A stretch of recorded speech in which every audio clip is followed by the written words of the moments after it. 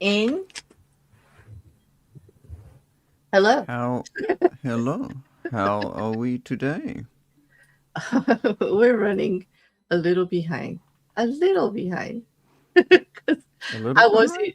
Yeah, Oh, because I forgot I to didn't think type we were. ready in the chat. Like, I Oh, didn't do my chat stuff. Like I was I was sipping true. coffee, acting like I had nothing to do. And then I look, and Grace goes, "You didn't ask, but I'm ready." And I'm like, "Oh, what am I doing sitting here listening to the music, drinking coffee, and not doing anything?" But so thank you, Grace. Thank you for keeping me on my toes. And hello, Jenny. Good to see you. I'm glad you guys are coming by. Well, mm, we got an interesting one. And how are you today? I'm doing pretty good. I'm on the last few days of my holiday before I have to go back to uni and keep doing what I'm doing anyway, which has been studying constantly. Only now you go to study there instead of at home, back and forth. Yes. Yeah, well, it's like y'all have to drive.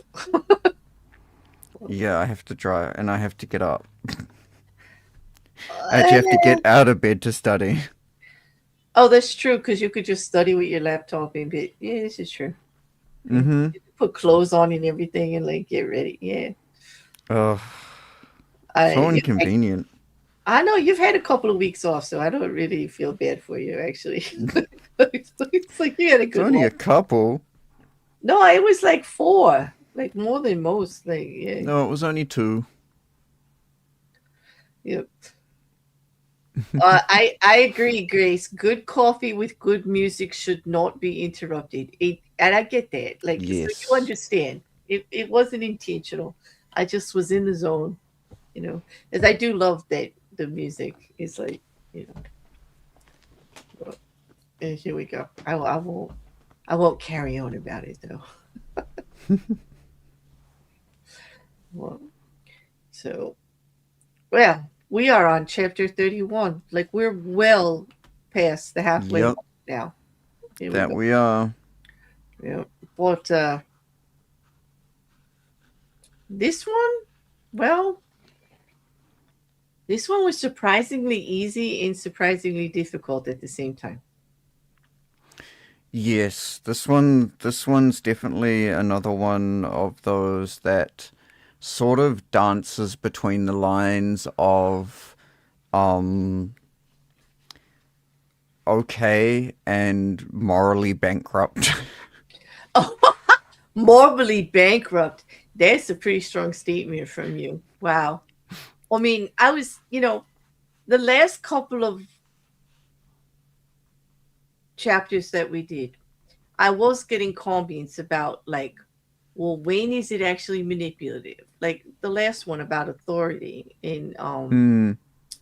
and they were like, when does that actually just become manipulation or going too far? And I'm like, I don't think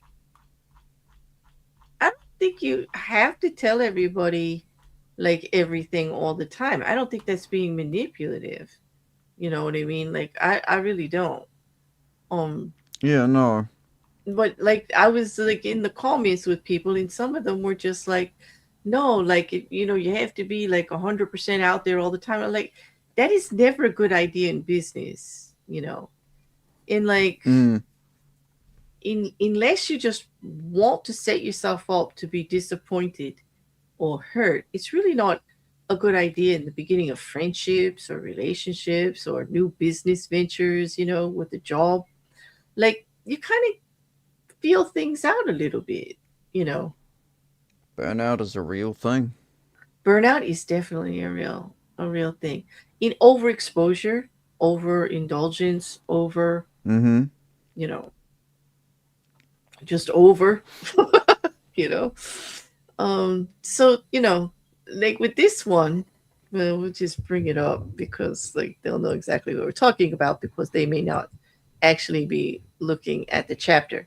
Hey Jin, well welcome, sir. Um A Purple, good to see you too. Um Hey. so this one's about controlling the options, okay? Mm-hmm. Getting others to play the cards you deal with. And like I said, this one in particular, we were talking before in stream prep. This gets used whether intentionally or not by everybody all the time, Mm. because it's only human nature to, when you're presenting some choices to people, to naturally choose the ones that are best for you. They, you may take the other person into consideration, but when you're narrowing down the choices for things, I mean, both are going to work for you. It's not like you're going to have like one in there that doesn't work for you. You have Yeah, to exactly. want the best outcome for yourself, right? You know. Yes. So yeah. So like I was just amazed at how many different places I saw this. Like this one was pretty easy to conceptualize into like everyday life because it's like everywhere. It's just everywhere. You know? But it also, when they lay it out like that, it's kind of hard to see exactly what Robert Greene means right away. You know. So when Mm. should let's start with like the judgment, right? The best descriptions are the ones that seem to give the other person a choice, or actually the best deceptions that give the other person a choice. Your victims feel they are in control, but are actually your puppets. Give people options that come out in your favor. Whichever one they choose, force them to make choices between the lesser of two evils, both of which serve your purpose. Put them in the horns of a dilemma. They are gored wherever they turn. You know? Brutal way of putting it. I get it. Like, and why does he have to use the word victims? Like, as Right? yes, because this you could use every day. Like, Why not just call them suckers? it, I mean, really, his choice of language here and how he frames everything as you're taking advantage of people and they're all your victims, like no matter what you do, Yep. in order to be successful. And I don't necessarily, well, every week I say the same thing. I don't necessarily agree with Green's take on that at all, you know. Well, it's just like it just frames everything as like, oh yeah, just be a villain. Hmm. No, not at all. You know, just be the villain, just be the bad guy. You know, that's the key to success. Um, Yep. yeah. Oh, mm, When like this is basic negotiation or in basic like a lot of this really is quite just reasonable life advice. yeah. Especially this It's one. Yeah. yeah. Well, let's. Obviously, there's some that are a little bit more out there than others, but it's like I, it's unnecessary to frame them as this massive manipulation tactic or this exactly. way of controlling people. Because Exactly. the fact of the matter is, you don't have control over anyone. Nope. Like Just yourself.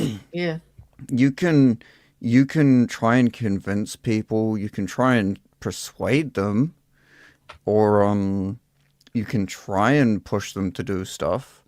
But ultimately, it is their own choice and their own free will whether Hmm. or not they will do what you want. True. And yet, in this whole chapter, Green is going to try to convince us that we can frame the narrative to where they're going to do what we want anyway, and that we're actually going to Mm-hmm. make them believe that they had a choice. And that's why we're going to lay it all out so people can realize when that's being done to them. We can show them some real life examples where it's being done to you every single day, everywhere you go. And so you're more aware of it and you can actually make better choices for yourself and not feel the pressure of wondering how you ended up in certain situations and then blaming yourself because, oh well, you were given the choice and you made this choice. Like, you got to take a step back and say, were you actually given a choice? Like, were you? Because like the way things are getting framed in this chapter, it sounds like we're not. We're definitely not, you know. Well, So I think one of the biggest takeaways that anyone listening to this or reading this part of the book should actually take from this chapter isn't necessarily how to control the options, but realize that the options that are available aren't aren't all of the options. They're just the options that someone's either laying out or the options that you're only seeing. There's always another option every mhm, time. And sometimes those options aren't great ones. Like right. do you like getting to a stop sign and choosing not to stop, Or the rolling stop, or yeah. Mhm. No, I get it. I get it. or Or, the other or not. option, just run the stop sign over. Uh, yeah. Well, they're all not good options there. The only good No, option but is I've never been good at stop. making choices anyway. On that note, I'll go move forward and have you read before you get yourself into more trouble.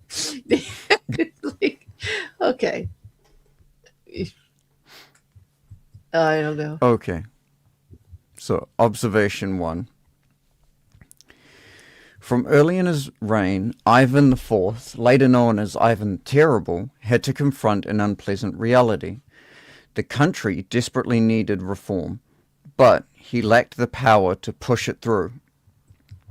The greatest limit of his authority came from the boyars, the Russian princely class that dominated the country and terrorized the peasantry. In 1553, at the age of 23, Ivan fell ill. Lying in bed, nearing death, he asked the boyars to swear allegiance to his son as the new Tsar. Some hesitated, some even refused. Then and there, Ivan saw he had no power over the boyars. He recovered from his illnesses, but never forgot the lesson. The boyars were out to destroy him, and indeed, in the years to come, many of the most powerful of them defected to Russia's main enemies, Poland and Lithuania, where they plotted their return and overthrow of the Tsar. Even one of Ivan's closest friends, Prince Audrey Graham, Kurbisky, suddenly turned against him.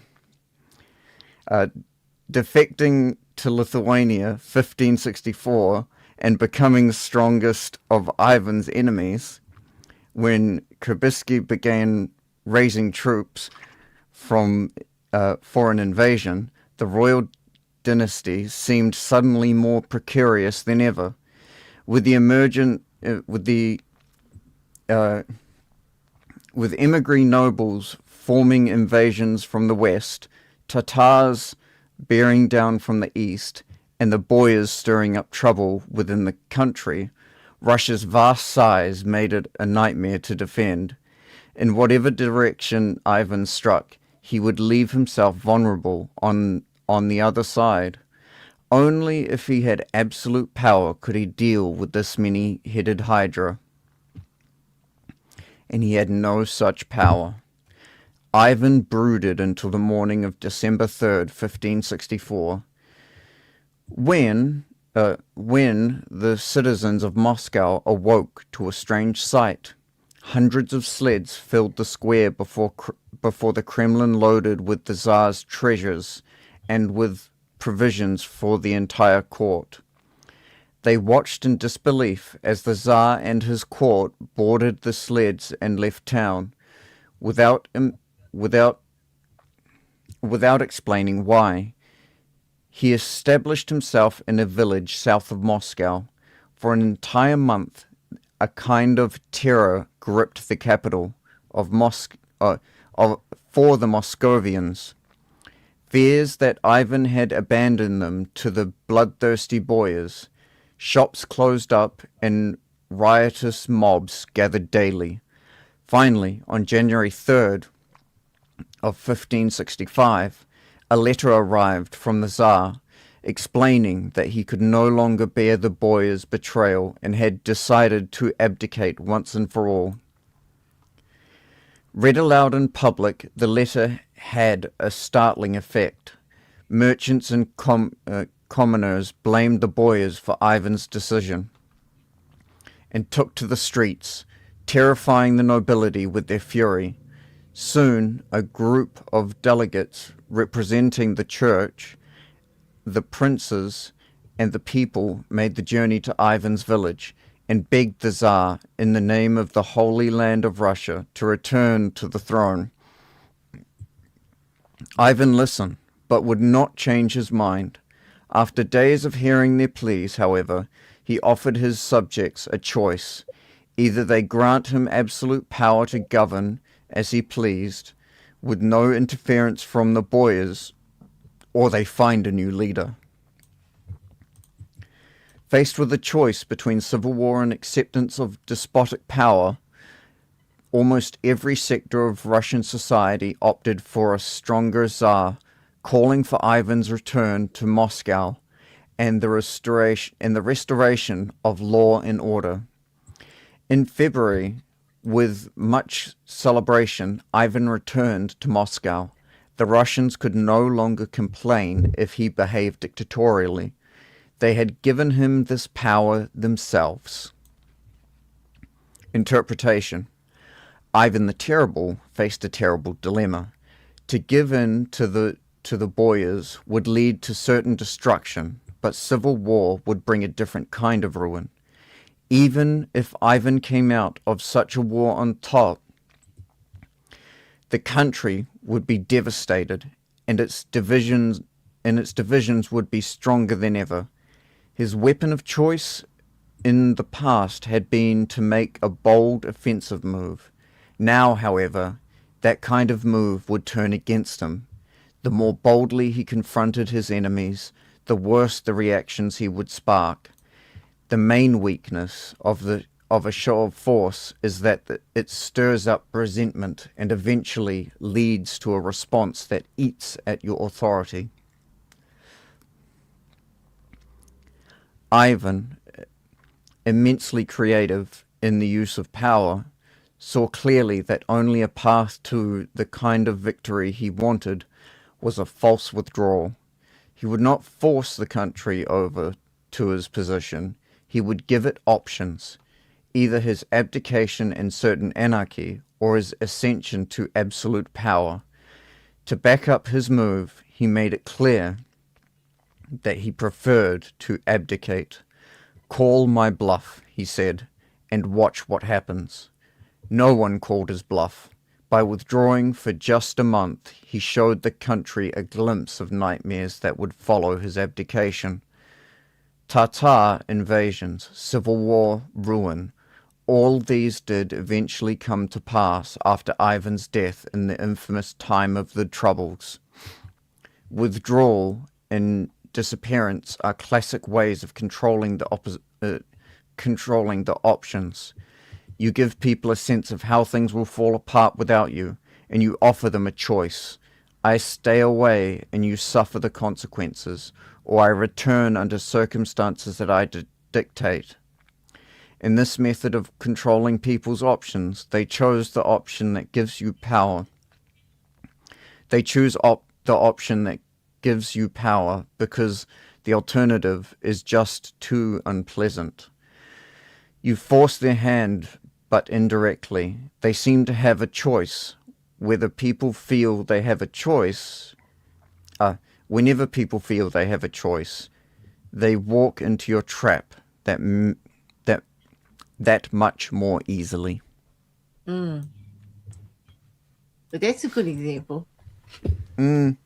you know, of Ivan was willing to accept either choice. He'd already left and was willing to abdicate because he would have lost anyway. Mm-hmm.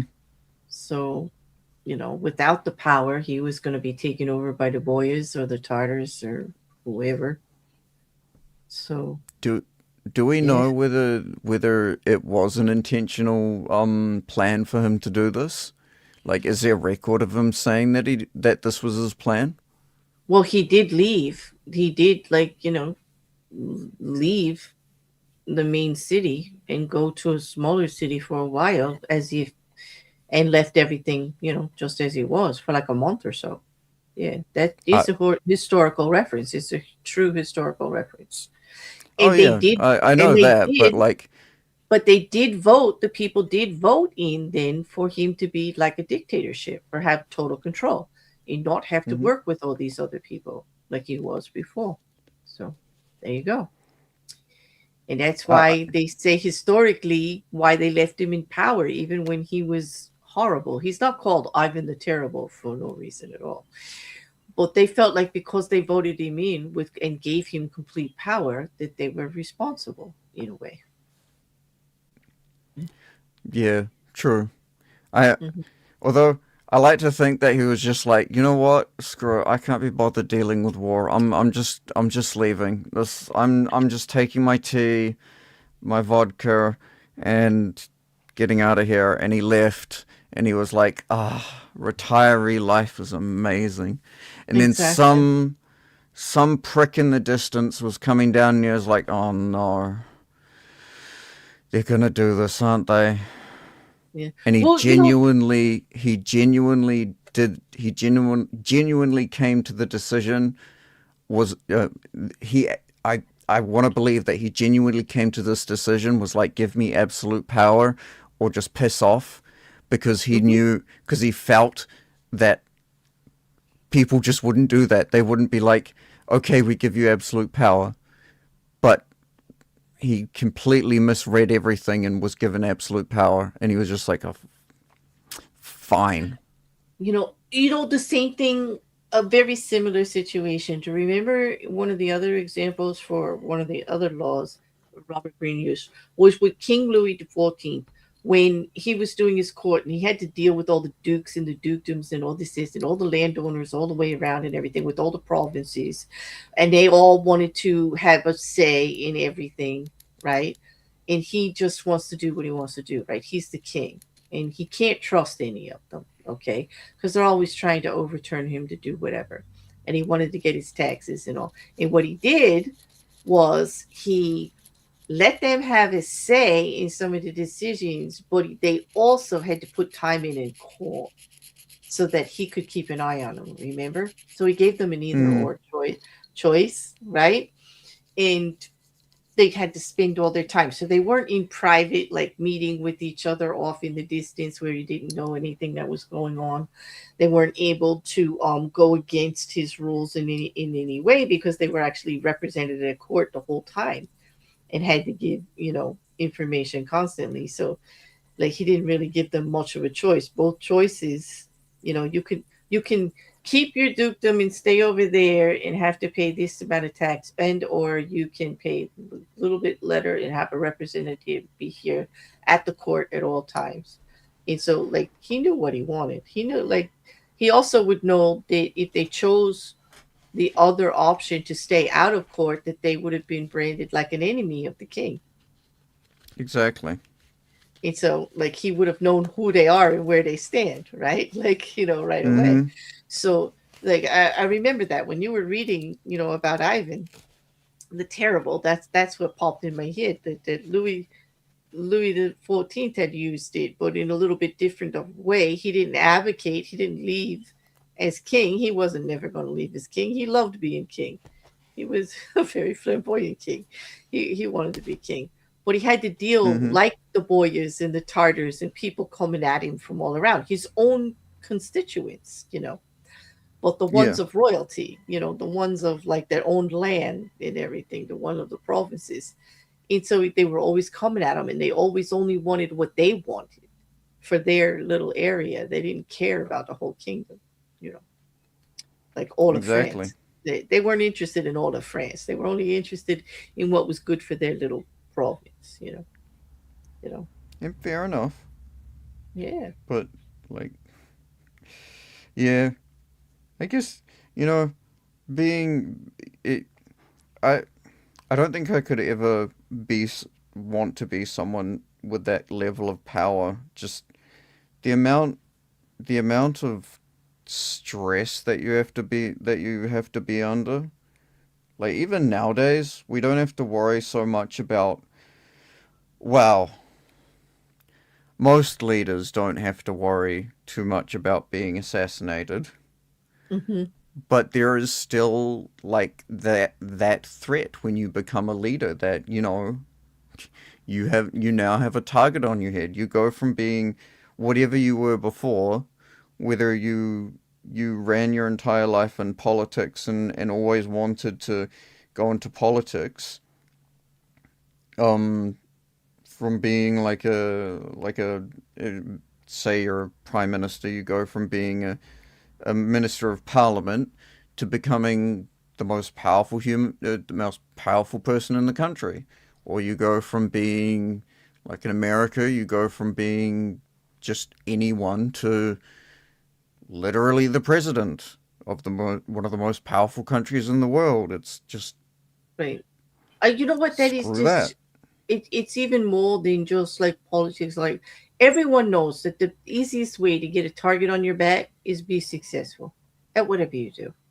Oh, Like, absolutely. uh, I mean, just anything you're doing, YouTube, your job, just being the popular person in university or school, you know, um, because inherently people are going to be looking, either in competitively to outdo you, or just be jealous that you have things that they don't, that they haven't accomplished. And it is, although I would like to say that it's more common that people are supportive and want the best for other people, it just seems not to be that way a lot. Or at least not as visible. Okay. More often Mm, you see the other, you see the other side of it. It's more visible, the other side of it. I'm not going to say that people aren't supportive, because they are. I am blessed with a lot of supportive people in my life that go out of their way to just give me a kind word here and there and show some support, and that matters a lot.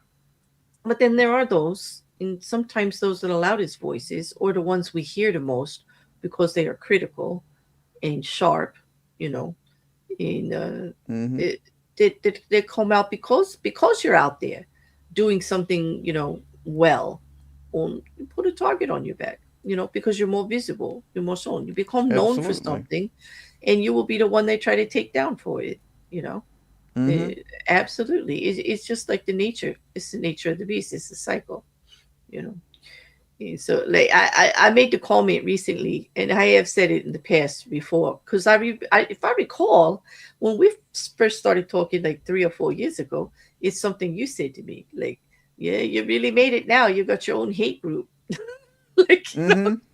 you must be doing something right. You have a hate group. And I'm like, Yeah, and that I is a remember hard. how you responded to me. I was You're like, like, "What the absolutely. hell are you talking about?" I You. hated it. Like, I hated it. I did, right? I was like, what a way to gauge success. That's like horrible. Like, it was really hard for me to Oh, wrap my mind around it, but you were it. right. You were right. I mean, like, I have to, Mm-hmm. mark that down on the day today that I said you were right. Like, you can count that one as one of the days. Everyone, we got that recorded. Uh, uh, But 31 minutes you, and yeah, 25 sec. Okay. yeah, but it was 31 very minutes, 25 uncomfortable. seconds into Rule 31. It was a horrible thing for me to come to terms with. And now it's just Oh, something I say casually to other people, like, as they buy, like, hey, like, don't worry, don't sweat the small stuff. Like, you made it if you got a hate group. Like, don't worry about it. Like, you don't worry about mm-hmm. it. That's a good thing. And it's like, when you first told me years ago, I did not think it was a good thing. I was like horrified, horrified about it. You know, but it's true. All you have to be is successful. You put a target on your back. It's the best way to put a target on your back. It's just to be good at something. And the That's it. crazy thing is, you don't actually even have to be good at it. You really don't. You all you have to do is just one thing right, Yeah, be and visible someone doing will it. hate you Yeah, for it. exactly. You It's just you like, gotta yep. and you gotta like a 72 on your test. What's that, like a C? It's a C or a D. It's passing. See, It's a passing. it's Yeah. just a passing grade. Well, Uh-huh. someone got just under you, and now they hate your guts, and they're gonna live with that for the rest of their life, hating your You guts. messed with the curve, dude. Like, I would have got a 75 if you didn't get that 72. Yep, Yeah, I hear you. yep. I hear you. Or like, it is human nature. Like, and we don't want to think that we're all that awful. And I'm not saying we're all awful. Generally, people are pretty good.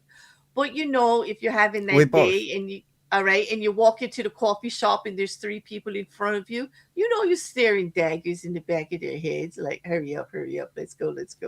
Like, come on. Like, you know what I Especially mean? because you It's just like, slept in that extra yeah, 5 minutes. like, how dare you be in front of me when I've got to be someplace in 5 minutes? Yep. It's just like, we don't really mean it, but it's just like, it just like happens.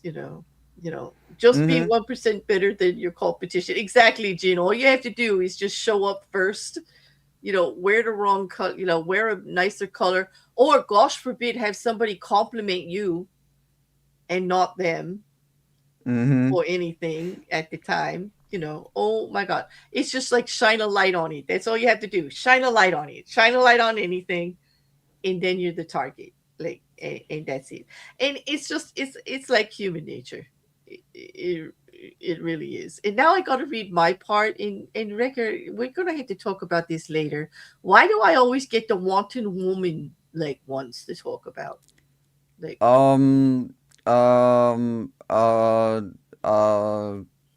Institutional. Bleh. I don't know what I was gonna say. There's something. Uh, institutionalized oppression. That's what it is. yeah, That's what it is. institutionalized. There we go. Institutionalized misogyny. There we Yeah, go. yeah, it sounds good, right? I said oppression because I'm tired of the word misogyny because it Well, means yeah, like only, oppression. oh, yeah, because it means like only men do it. But Yeah, institutionalized oppression is done by everybody because I'm here to tell you that women do it worse than men sometimes. Yes. Like, just in their own way. and, and please don't hate me for this, but I'm gonna say it. Like, come at me if you need to, but there's nobody that hates you more than another woman or tear you down more than another woman. Like, she gonna do more and say more about everything than a man ever will. And I'm not saying that there's not misogyny and it's not a bad thing. I'm just saying, like, when it comes to everyday stuff, oh damn, like, Oh, it, you it mean ain't you mean nothing the ain't nothing like saying? another woman to give you what for, and then some more, and then some Yeah, more. Okay, like she gonna tell you how it is. Okay, like, yeah, sorry. So that's why I see institutionalized oppression, because it comes from everybody, everybody, you know. So, absolutely. all right, so let me get my part involved now that we all know that I have to read about some other woman somewhere in another country at another period of time. So, observance of the law number two. Okay. As a 17th century French courtesan, Ninon de Lenclos found that her life had certain pleasures.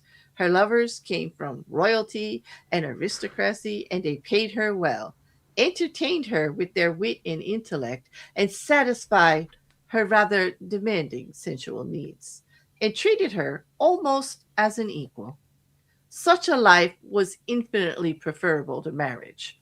In 1643, however, Ninon's mother died suddenly, leaving her at the age of 23 totally alone in the world. No family, no dowry, nothing to fall back on. A kind of panic overtook her, and she entered a convent, turning her back on her illustrious lovers. A year later, she left the convent and moved to Lyons. When she finally reappeared in Paris in 1648, lovers and suitors flocked to her door in greater numbers than ever before, for she was the wittiest and most spirited courtesan of the time, and her presence had been greatly missed. Ninon's followers quickly discovered, however, that she had changed her old way of doing things and had set up a new system of options. The dukes, seigneurs, and princesses who wanted to pay for her services could continue to do so, but they were no longer in control. She would sleep with them when she wanted and according to her whim. All their money bought them was a possibility. It was her pleasure to sleep with them only once a month, well, then so be it. Those who did not want to be what Ninan called her payot could join the large and growing group of men she called her martyrs, men who visited her apartment principally for her friendship, her biting wit, her lute playing, and the company of the most vibrant minds of the period, including Moliere and Le Rochefoucauld and Saint Evremond. The martyrs, too, however, entertained a possibility, because she would regularly select from them a favori, a man who would become her lover without having to pay, and to whom she would abandon herself completely for as long as she desired, a week, a month, rarely longer. A payor could not become a favori, but a martyr had no guarantee of becoming one either, and indeed could remain disappointed for an entire lifetime. The poet Charleval, for example, never enjoyed Ninon's favors, but never stopped coming to visit. He did not want to do without her company. As word of this system reached polite French society, Ninon became the object of intense hostility. Her reversal of the position of the courtesan scandalized the queen mother and her court. Much to their horror, however, it did not discourage her male suitors. Indeed, it only increased their numbers and intensified their desire. It became an honor to be a payor, helping Ninon to maintain her lifestyle and her glittering salon, accompanying her sometimes to the theater and sleeping with her when she chose to. Even more distinguished were the martyrs, enjoying her company without having to pay for it and maintaining the hope, however remote, of someday becoming her favori. That possibility spurred on many a young nobleman, as word spread that none among the courtesans could surpass Ninon in the art of love. And so the married and the single, the old and the young, entered her web and chose one of the two options presented to them, both of which amply satisfied her. The life of a courtesan entailed the possibility of a power that was denied a married woman, but it also had obvious perils. The man who paid for the courtesan's services in essence owned her, determining when he could possess her and when later on he would abandon her. As she grew older, her options narrowed, as fewer men chose her. To avoid a life of poverty, she had to amass her fortune while she was young. The courtesan's legendary greed, then, reflected a practical necessity, yet also lessened her allure, since the illusion of being desired is important to men who are often alienated if their partner is too interested in their money. As the courtesan aged, then she faced a most difficult fate. Ninon de Lencos had a horror of any kind of dependence. She early on tasted a kind of equality with her lovers, and she would not settle into a system that left her such distasteful options. Strangely enough, the system she devised in its place seemed to satisfy her suitors as much as it did her. The payers may have had to pay, but the fact that Nina would only sleep with them when she wanted to gave them a thrill unavailable with every other courtesan. She was yielding out of her own desire. The martyr's avoidance of the taint of having to pay gave them a sense of superiority. As members of Ninon's fraternity of admirers, they also might someday experience the ultimate pleasure of being her favori. And finally, Ninon did not force her suitors into either category. They could choose which side they preferred, a freedom that left them a vestige of masculine pride. Such is the power of giving people a choice, or rather the illusion of one, for they are playing with the cards you have dealt them. Where the alternatives set up by Ivan the Terrible involved a certain risk, one option would have led to his losing his power. Ninon created a situation in which every option redounded to her favor. From the payers, she received the money she needed to run her salon, and from the martyrs, she gained the ultimate in power. She could surround herself with a bevy of admirers, a harem from which to choose her lovers. The system, though, depended on one critical factor: the possibility, however remote, that a martyr could become a favori. The illusion that riches, glory, or sensual satisfaction may someday fall into your victim's lap is an irresistible carrot to include in your list of choices. That hope, however slim, will make men accept the most ridiculous situations because it leaves them the all important option of a dream. The illusion of choice, married to the possibility of future good fortune, will lure the most stubborn sucker into your glittering web. Oh, again with the words, Green. Why does he bring it Hmm. always to victims and suckers? Manipulation, you know? Yeah. Mm. But it's true. Those words, like freedom, options, choice, they all they all give you possibility, hope. that you're going to get what you want, right? Exactly. Hmm. It just, It's just like, I know.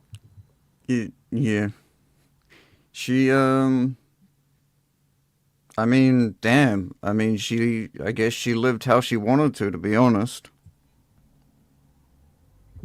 True. True. She was like, if you're going to be a courtesan, I mean, that's a pretty powerful position that she got herself into. Um, courtesans is just paid for entertainment in and out of the bedroom, right? And it was like back in Mm-hmm. the 1600s. I mean, obviously in other countries too, it was not deemed of as that distasteful. It was another option when you were not chosen for marriage yet. You did not have a dowry or a family to present. Um, what were they going to do? I mean, it wasn't like she was in a house of ill report.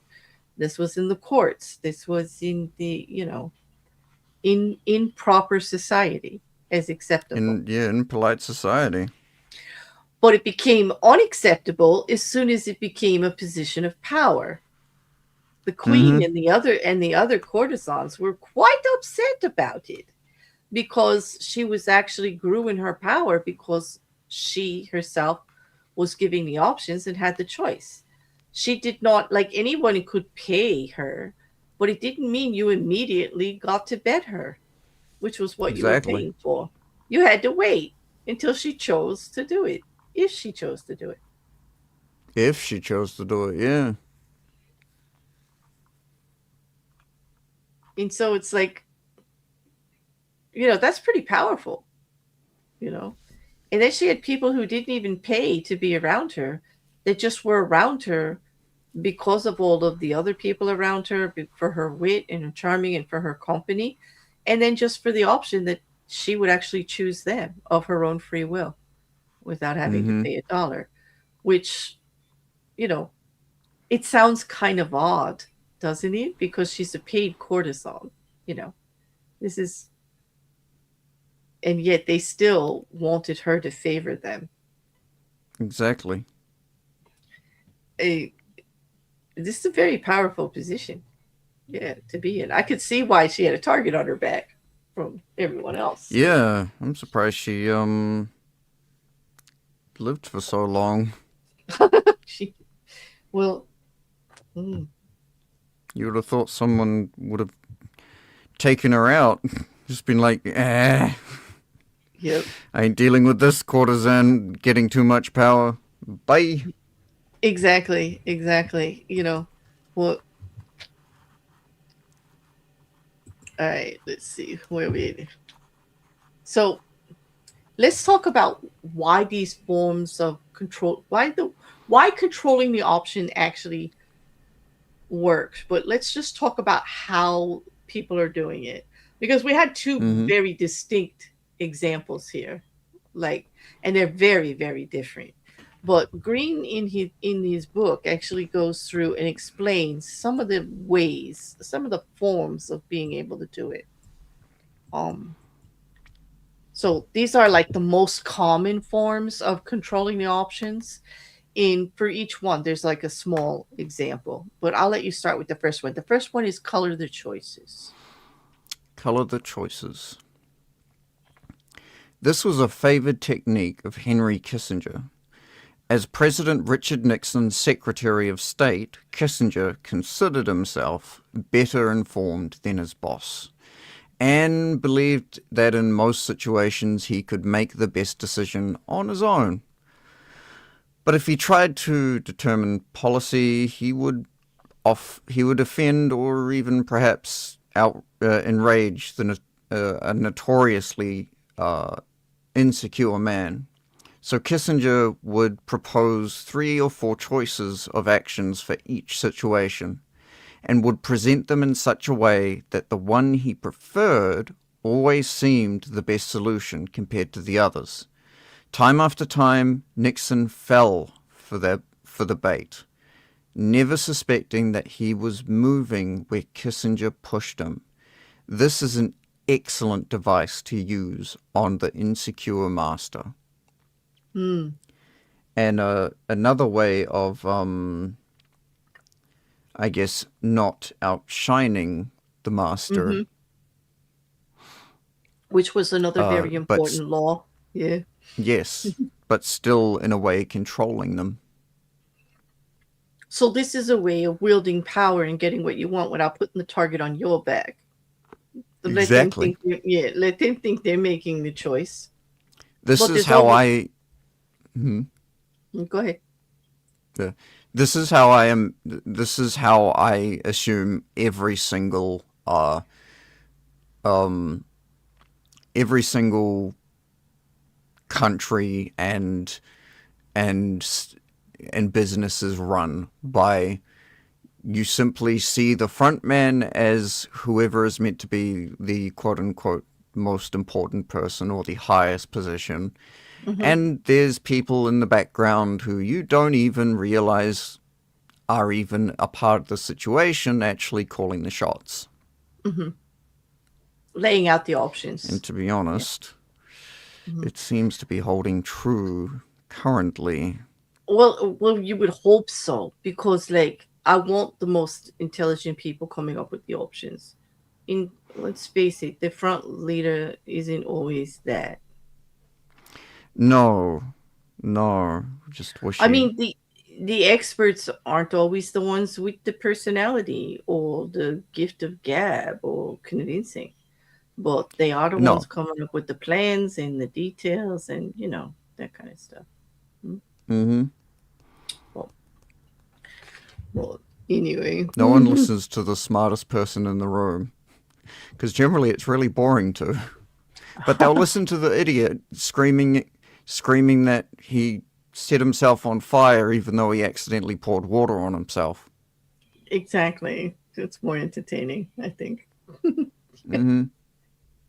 So the second one is force the resistor. One of the main problems that was faced by Dr. Milton Erickson, a pioneer of hypnosis therapy in the 50s, was the relapse. His patients might seem to be recovering rapidly, but their apparent susceptibility to the therapy masked a deep resistance. They would soon relapse into old habits and blame the doctor and stop coming to see him. To avoid this, Erickson began ordering some patients to have a relapse, to make themselves feel as bad as when they first came in, to go back to square one. Faced with this option, the patients would usually choose to avoid the relapse, which of course was what Erickson really wanted. This is a good technique to use on children and other willful people who enjoy doing the opposite of what you ask them to do. Push them to choose what you want them to do by appearing to advocate for the opposite. Yeah. So that hypnosis therapy was for addictions and things like that. Yeah. Yeah, hypnotherapy sort of works, but I like this. I like this idea of reverse psychology on them. I Yeah. I I'm surprised it's well. I can kind of understand why it's not used as much anymore nowadays because it's like you know we've got to deal with that little pesky thing called ethics. Well, true, but reverse. Well, is it actually unethical to?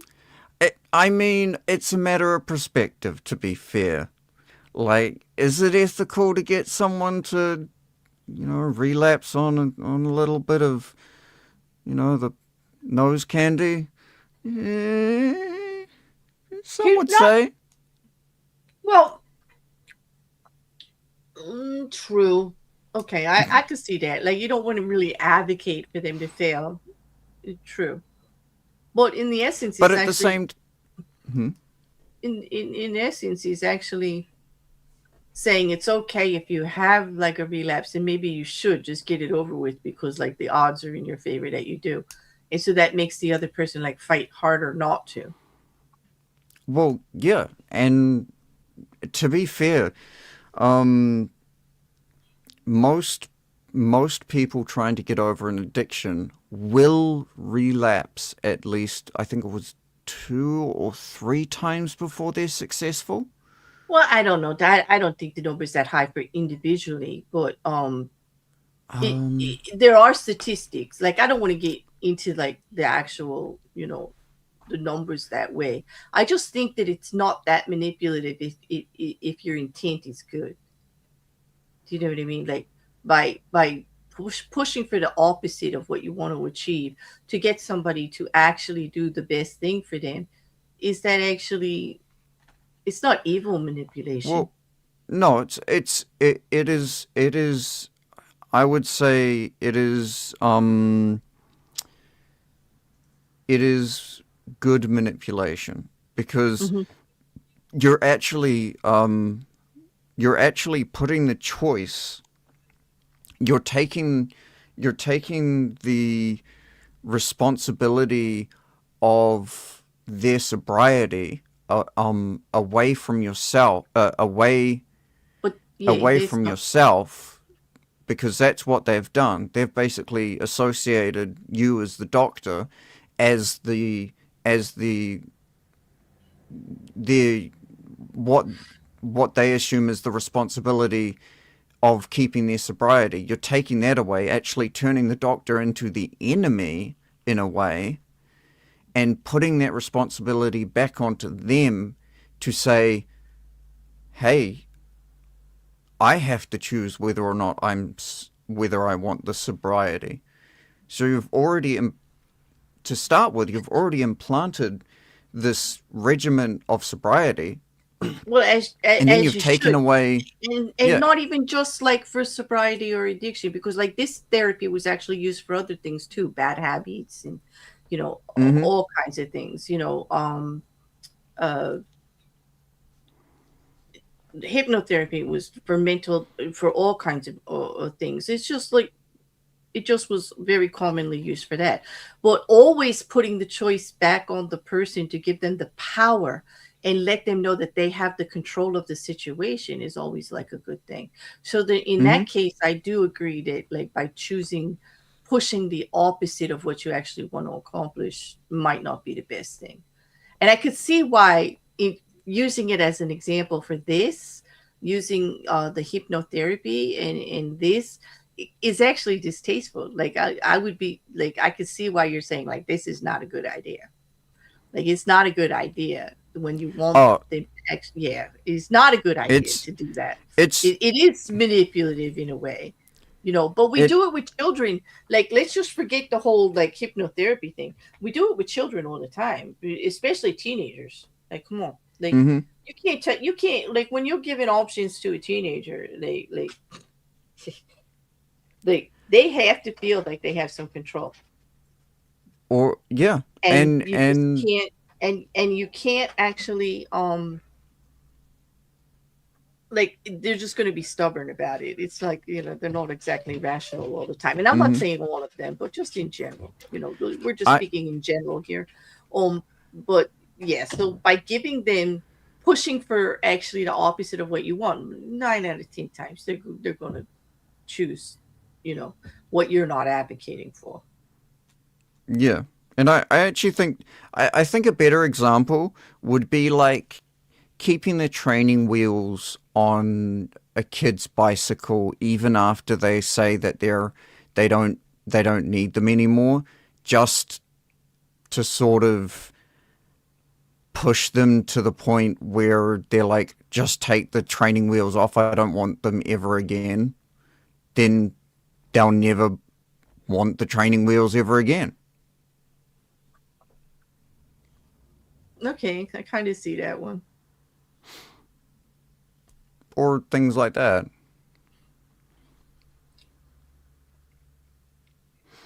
Yeah, because if you took the training wheels off too soon Mm-hmm. and they injure themselves, they're going to depend on the training wheels. And they're going They're to going to go blame you back to for it. right. Mm-hmm. Yeah, so it's like, yeah, I can see that. All right, on to Mm-hmm. the next one. Yep. Okay. Where is this? Okay. Well, yeah. Al- Alter the playing field. In 1960s, John D. Rockefeller set out to create an oil monopoly If he tried to buy up the smaller oil companies, they would figure out what he was doing and fight back. Instead, he began secretly buying up the railway companies that transported the oil. When he then attempted to take over a particular company and met with resistance, he reminded them of their dependence on the rails, refusing them shipping or simply raising their fees. Could ruin their business. Rockefeller altered the playing field so that the only option the small oil producers had were the ones he gave them. In this tactic, your opponent knows their hand is being forced, but it doesn't matter. The technique is effective against those who resist at all costs. Yeah, because you actually showed them that the value of something and what they could lose, like so that they hit. Yeah. This is Yeah, but this that's is kind of like like snaky. Like he's actually just backing them into a corner there. well, this is essentially like bringing a building down, by not by smashing something heavy into it till it falls over, but by taking out the supports Well, and watching it crumble. but true. But what choice is he actually giving them? If he's got like None. this is a stacked deck. There Yeah, is no choice he here. he You tied the go with him. explosives to the support and said, "You either give me this building, or it comes down." Well, this is negotiation by putting a gun to your head. Like I'm not really for these. I Like I yeah. mean, it's successful. It clearly worked. It clearly works, but here's the risk. And this I really need to point out. The risk of it is it's only going to work once. Okay. Oh, Like well, you I got to be mean, careful. Like as I he say with nearly made all an of oil these. monopoly. No, he did, but it only worked It once with each customer. Believe me, if He anybody only okay. needed it to work once with each customer. Okay, wait a minute. But if anybody, you have to admit, if anybody else, if any competition showed up on the scene, they would have ran to that competition, and you know it. Oh, And absolutely! Like no, you know damn well when this was back in the 1860s, okay, when it all started. So when it came to the early 1900s, and not only were we moving oil by rail, but we were doing other ways by tanker and plane and everything else. You know, they all jumped ship from Rockefeller into trains. You know they did. oh, well, I mean, they couldn't It jump doesn't ship breed because loyalty. they never No, got to get on the ship. They got you know kicked what? off of it. Just stop it. Like you know what I'm saying here. Just stop it. Sit down for a second and listen, because this is the risk. You're not getting a partner. You're not getting a long-term relationship here. You're got to be antagonists now. They are Yep. out to prove you wrong. They're never going to agree with you again. And as soon as they can get out from under your thumb, they're going to. And if they could stab you in the back on the way out the door, they're going to do it. Am I right? Oh, 100%. Okay. So that was my only point. Because Oh, that's Green fair. often doesn't want to tell you the bad side about using all of this manipulation to gain your power. That if it's not used strategically and if it's not used carefully and properly, it backfires. Okay, it backfires to you, and it can actually interfere with your long term goals. It Like, can very much. mm.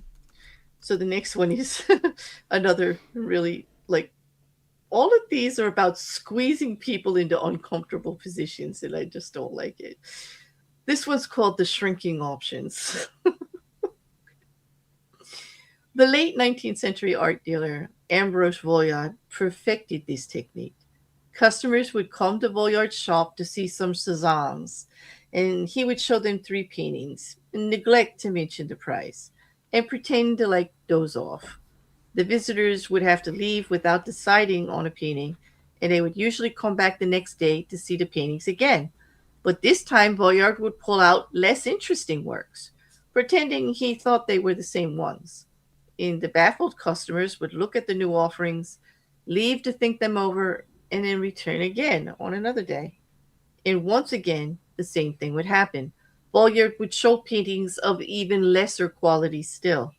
Finally, the buyers would realize they had better grab what he was showing them the first time around, because tomorrow they would have to settle for something worse, perhaps at even higher prices. A variation of this technique is to raise the price every time the buyer hesitates and another day goes by. This is an excellent negotiating ploy to use on the chronically indecisive, who will fall for the idea that they are getting a better deal today than if they wait until tomorrow. Man, that really wouldn't work on me. I'd just be like, oh, you changed the price? I'm good. Bye. I think in 2026 it would be hard because we always think there's going to be a sale. You know, the price is never the price anymore. Honestly, well, markets are so saturated now. It's not something you can do unless you've already got like your foot, unless you're firmly cemented in whatever industry you're selling to. mm-hmm. You're not going to do it. Like unless you're like the Picasso of the modern era, this is not going to work. They're just going to be like, yeah, well, it looks like I can't afford it anymore. I'm just going to say goodbye and look for someone better. Yep. Or look for someone who is just good enough. I get it. The next one is yours, yeah? Yep. So, the weak man on the precipice. The weak are the easiest to maneuver by controlling their options. Cardinal de Retz, the great 17th century provocateur,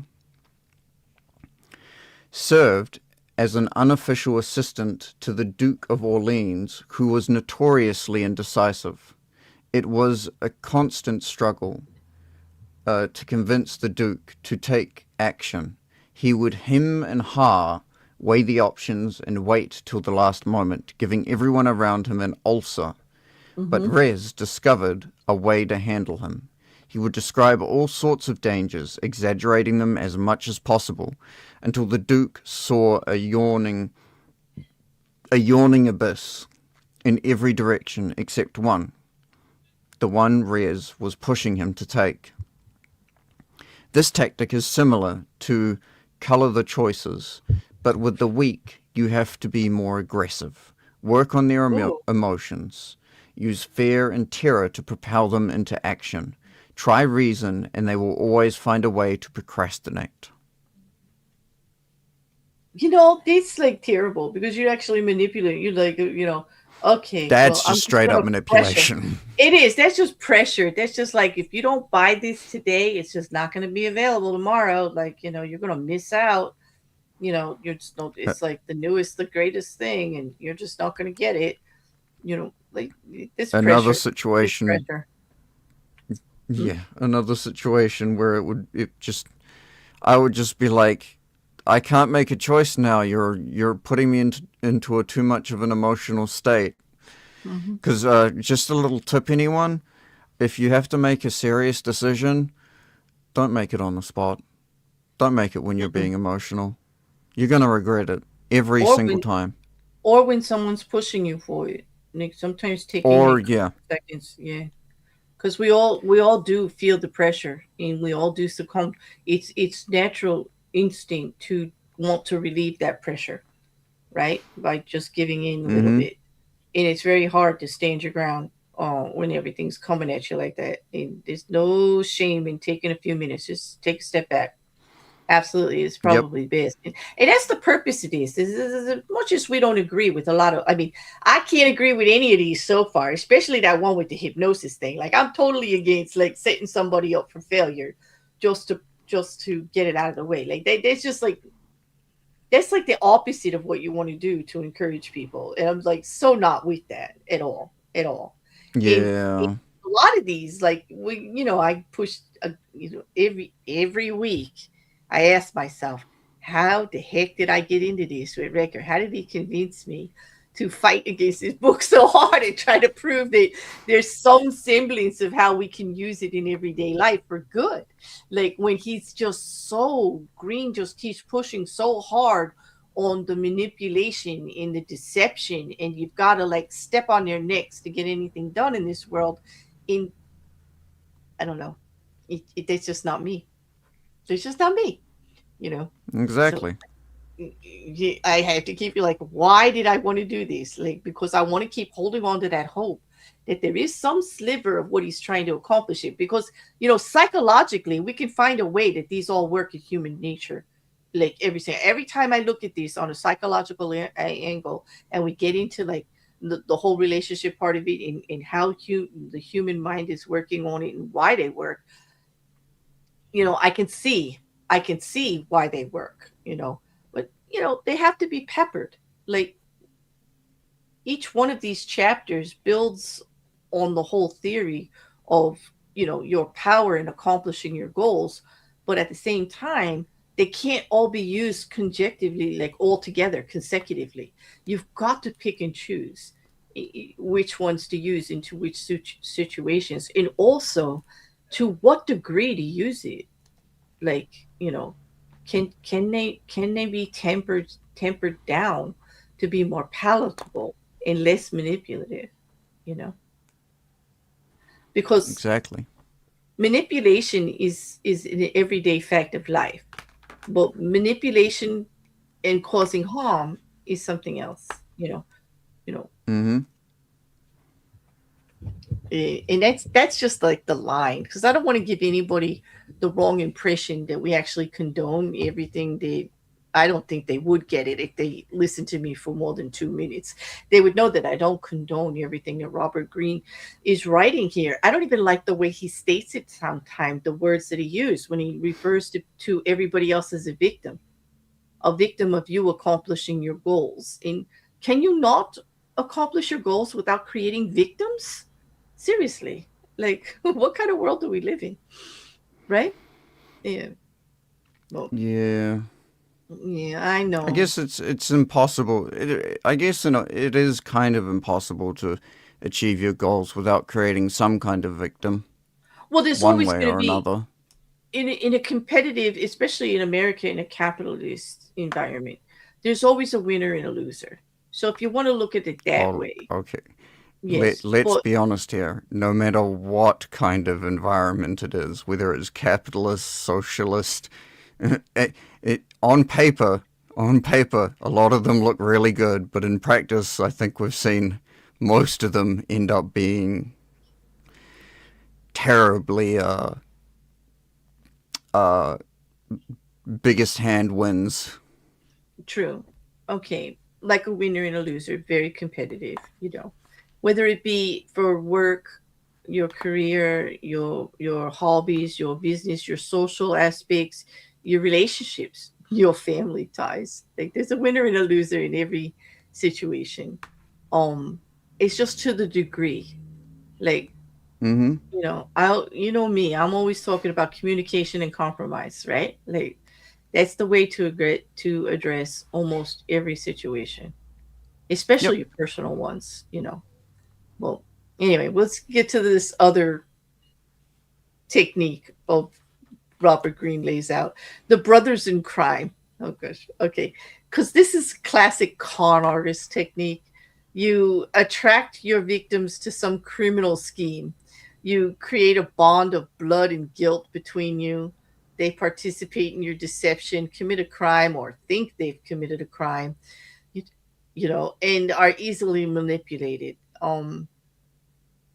Serge Stavisky, the great French con artist of the 20s, so entangled the government in his scams and swindles that the state didn't even dare to prosecute him and chose to leave him alone. It is often wise to implicate in your deceptions the very person who can do you the most harm if you fail. Their involvement can be subtle. Even a hint of their involvement will narrow their options and buy their silence. That is so manipulative, but I could see how it works. You know, Kind of genius. I mean, like who's the yeah. one person that's gonna get you? Who's the one person that's actually gonna um get you the worst for breaking the law? The government. Yeah, So who well, do you get to break the law for you? The government. Wait a minute. this is so. Isn't that how it works right now anyway? You see, this is just all too difficult for me. Like, this takes too This much is work. too real. It's just too. It's just too much work. This brothers in crime part like that. But let's put it in something simple. Besides it actually being a crime. Okay, all right. And let me just put it in like everyday kind of context. All right. If if I don't like the way somebody's doing something, right? And I'm gonna come to your record and I'm gonna complain about them. And I'm gonna be saying some stuff. It's gonna be better if I can get you involved in the conversation and say stuff too. So that you're not gonna necessarily go running around telling anybody I said anything. You know what I mean? That's the simplest way I can put it. Like, True. like those that are petty in groups are protected. Those that are petty on their own have a target on their back. You know, Mm-hmm. it's like if like and I'm not talking like really damaging stuff or anything like that, but you know what I mean. Like it's Yeah. like Al yeah, Capone would have been way more safe if he actually managed to entrap the IRS. Can you imagine being that smart that you entrap the IRS? That would be the biggest brain move ever. mm, mm, You somehow manage to get the IRS ensnared in your plot so that even the most feared people in the entire world, that literally everyone says is worse than the police, that everyone fears even more than the police, it's tax man. It's a is tax now, man. yeah. You can, I've heard it countless times. You can scam, you can rob, you can steal from anyone in the entire world, anyone except the IRS. Yeah, you're gonna have to pay the tax man eventually. Yeah. Mm-hmm. Okay. And I've Mm. heard stories of people who are quote unquote unemployed who come into the IRS and say and hand in their tax checks for $40,000, $50,000 with unemployed written on their little paper. So everyone pays their tax. That's Everyone. that's right. Okay, let's move on. I don't even know how that one's possible, but I'm gonna have to research that. That's like, how did I don't. All right, go to the next one. My brain is like, oh no. Okay. Okay. The horns of a dilemma. This idea demonstrated by General William Sherman's infamous march through Georgia during the American Civil War. Although the Confederates knew what direction Sherman was heading in, they never knew if he would attack from the left or the right, for he divided his army into two wings. And if the rebels retreated from one wing, they found themselves facing the other. This is a classic trial lawyer. This is a classic trial lawyer's technique. The lawyer leads the witness to decide between two possible explanations of an event, both of which poke a hole in their story. They have to answer the lawyer's question, but whatever they say, they hurt themselves. The key to this move is to strike quickly, deny the victim the time to think of an escape. As they wriggle between the horns of the dilemma, they dig their own grave. No, I got. That's like that. That's like those questions that you get where it's like, "Honey, do I look good in this?" Oh, don't answer that. Yes. No. No. No, because that's easier to answer. It's the ones where they say, No, "Does it's this make not. me look No, it's fat?" not. No, no, no, it's not. Because if you say, yes, you look good, they say, you're lying. I always know I look terrible. And if you say no, then you just get slapped anyway. Okay. So there's no way to actually answer it, you know. This is a no-win. It's. I can't remember the exact term, but it's a no-win game. It's a no-win situation for sure. Yep. All right. So here's my favorite part. Let's talk about like the I always pick the psychological worst reason. option. You do?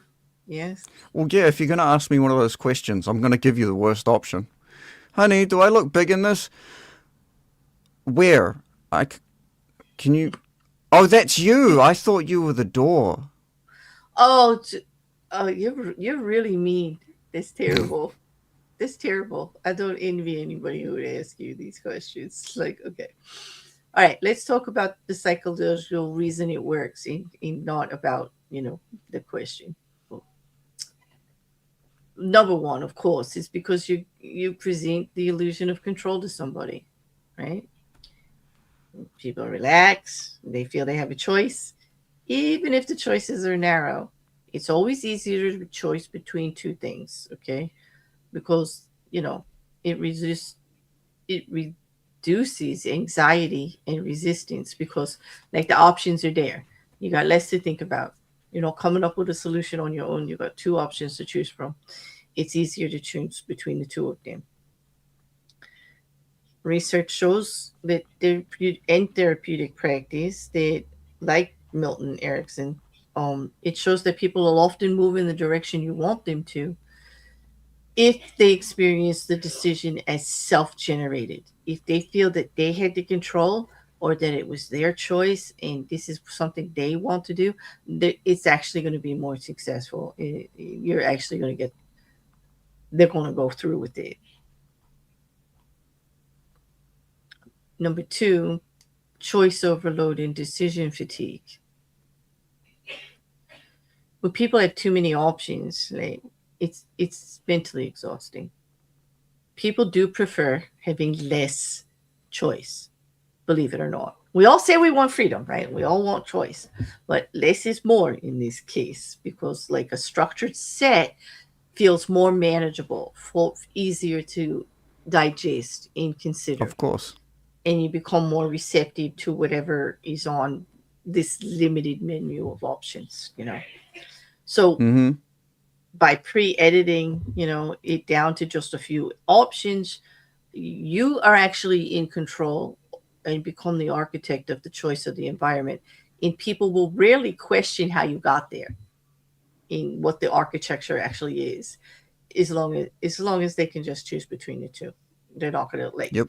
you're not gonna get 50,000 questions on how did you get there. Like they're just gonna choose between the two. And unless of course you're talking to me, and then there's always going to be 50,000 questions on how you got there, because I'm a pedant. And then there's fear framing, which I totally hate this one.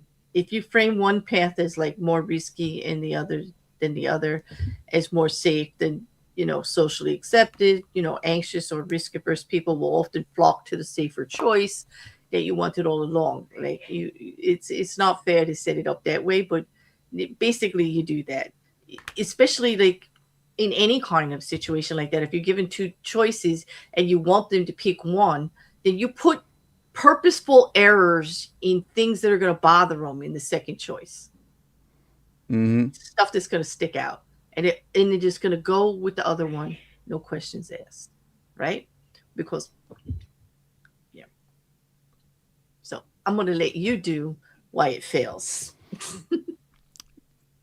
I'm good at that. Um. It's not So true. why it fails or blows up? Well, either a structural problem or you dropped the dynamite.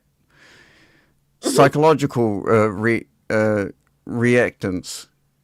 When people sense their freedom is being constrained or manipulated, they experience reactance, an inner push to do the opposite of what they're being steered towards. even against their own interests. That's especially strong in high autonomy groups, journalists, activists, creatives, or voters who already distrust elites. They will sometimes reject all offers, options, and look for a third path. Always look for the third path. Even if you don't take it, always look for the third path. Every time. It's Well, always good to yeah. know it's there. Well, that's like saying, when you listen to what they're saying, it's the same thing as saying you're listening to what they're saying, but you really have to know what they're not saying too. You have to listen for what they're not saying. So, like, here's the options that you're being given. What options are you not being given? That takes a lot of work. Exactly. And it is against our It human does. nature to do it. You realize that, right? Like, Well, most people aren't going to do that. No, most people are just going to be like, oh, those are options. Those are the options. Cool, I'm going to just pick one of them. But Because it's comfortable. Because it's comfortable. It's just easier. It It is. alleviates And like, the problem. Yeah.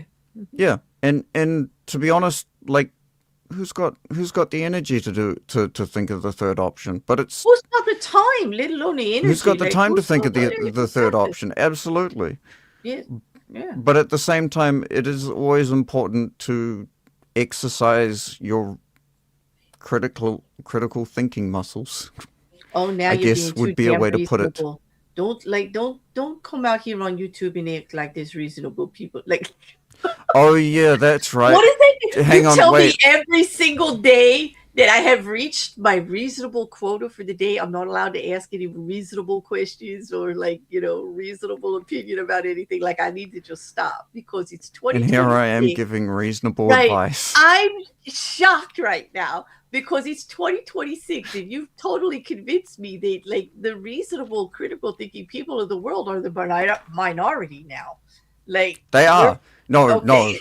don't get confused. Don't get confused. If anyone here thinks that the average person is going to do this, you're absolutely wrong. The average person is just going to take the simplest answer. They're not even going to bother because all they want to do is get back home, sit on their couch, while the popcorn in the microwave is probably burning a little bit because they put the timer on for way too long. It's not because they and don't just want watch a to. movie. And it's not because they don't want to. Like, I don't want to make it like that's so horrible. It's because of time and constraints. And, like, we take the path of least resistance because, like, there's just so much stress these days in everyday life. Like, of Absolutely. course, if we're given two choices and it's easier to pick one of the two, we're going to do it because everything is stressful. Everything is just putting more on our plates these days. And it's like people don't have time to. I mean, come on, Rekkr, you're out here asking people to think. When do they have time to think? Seriously, like, yes, if it's a life-altering situation, it's really important. We've said before, don't do it right away. Take a step back and give yourself some time and consideration. And then you might have some time to think about what the third, fourth, or fifth option may be that someone's not offering you, or come up with another plan to counter them with, But most situations aren't like that. Like, we're talking about everyday stuff. And when we get to the examples, you'll see what I mean. Like, the everyday examples were eye-opening to me. So let's continue with the failures here. Yep. And stop asking them to do things that is going to be physically impossible, please. Cut them a break. Yeah, cut them a break. I'll do my best. Thank you. Okay. Exposure and reputational damage. Once audiences realize that choices are rigged, they often feel betrayed and humiliated, which can trigger long-term distrust and reputational collapse for the manipulator. In political or brand context, that can look like you told us it was our choice, but the game was fixed from the outset, which became fuel for opponents' narratives. Now, I actually have an excellent example of this happening within the last 2 years, actually. Who watched the Game Awards a couple years ago, where a game that sold 50 million copies in the first, I think it was like in the first month, or was it 10 million copies in the first week or something, Mm-hmm. lost to a game that only sold 1 million copies in a month, And that or hardly in anyone like, voted for. Right. yeah. Mm-hmm. And then they came Who out. remembers that? I remember that How because we did it. We did a stream on it? it. We were like really Yep, annoyed about that. yep. And it Game came of the out year. that Mm-hmm. though they're putting out that you're voting for everything, they're not telling you about the actual how they pick the winners, and that Yep. behind the scenes, other things are being taken into consideration besides your vote. Mm-hmm. Because that was horrifying. That game was stunk. That was That was little kids game. It was that little it. bloopy kid. It, Like yeah, it was literally a rip off of Mario, and that not a good one either. It was a oh, what are they called? It's just a console tester game. mm-hmm, It's the game that they make to show off how good a next gen console is, and that mm-hmm. wasn't even that good. No, it And wasn't. it It was lost. shocking. Like I remember, like Mm-hmm. everybody was like, "How did that win?"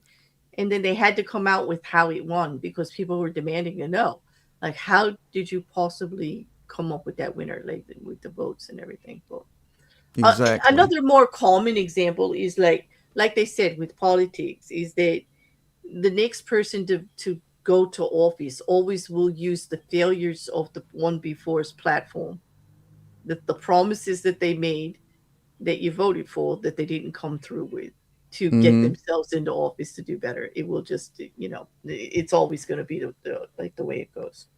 Hang on a So, second, Stephen. Why are you talking about caramel popcorn in this economy? What I what love what caramel popcorn. millionaire are you Oh, what? Why you to assume that you're going to be able to get caramel popcorn in this economy? keep? Of course you can. What are you talking about? You just had caramel popcorn 2 weeks ago. No, I didn't. Wait, No, I did. you you love caramel popcorn. I do love caramel popcorn, but caramel popcorn in this economy, oof, might as well be asking for caviar. I don't know. I like caramel popcorn. I I do don't know. too. I don't know. It's really good. Caramel popcorn's amazing. Hello, John. Welcome.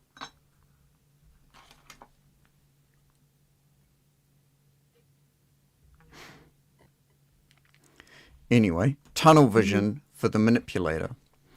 If you over engineer options, you may blind yourself to better in emergent alternatives that don't fit your script, making you less adaptive in fast moving crises. Strategically, this can turn the law into a cage.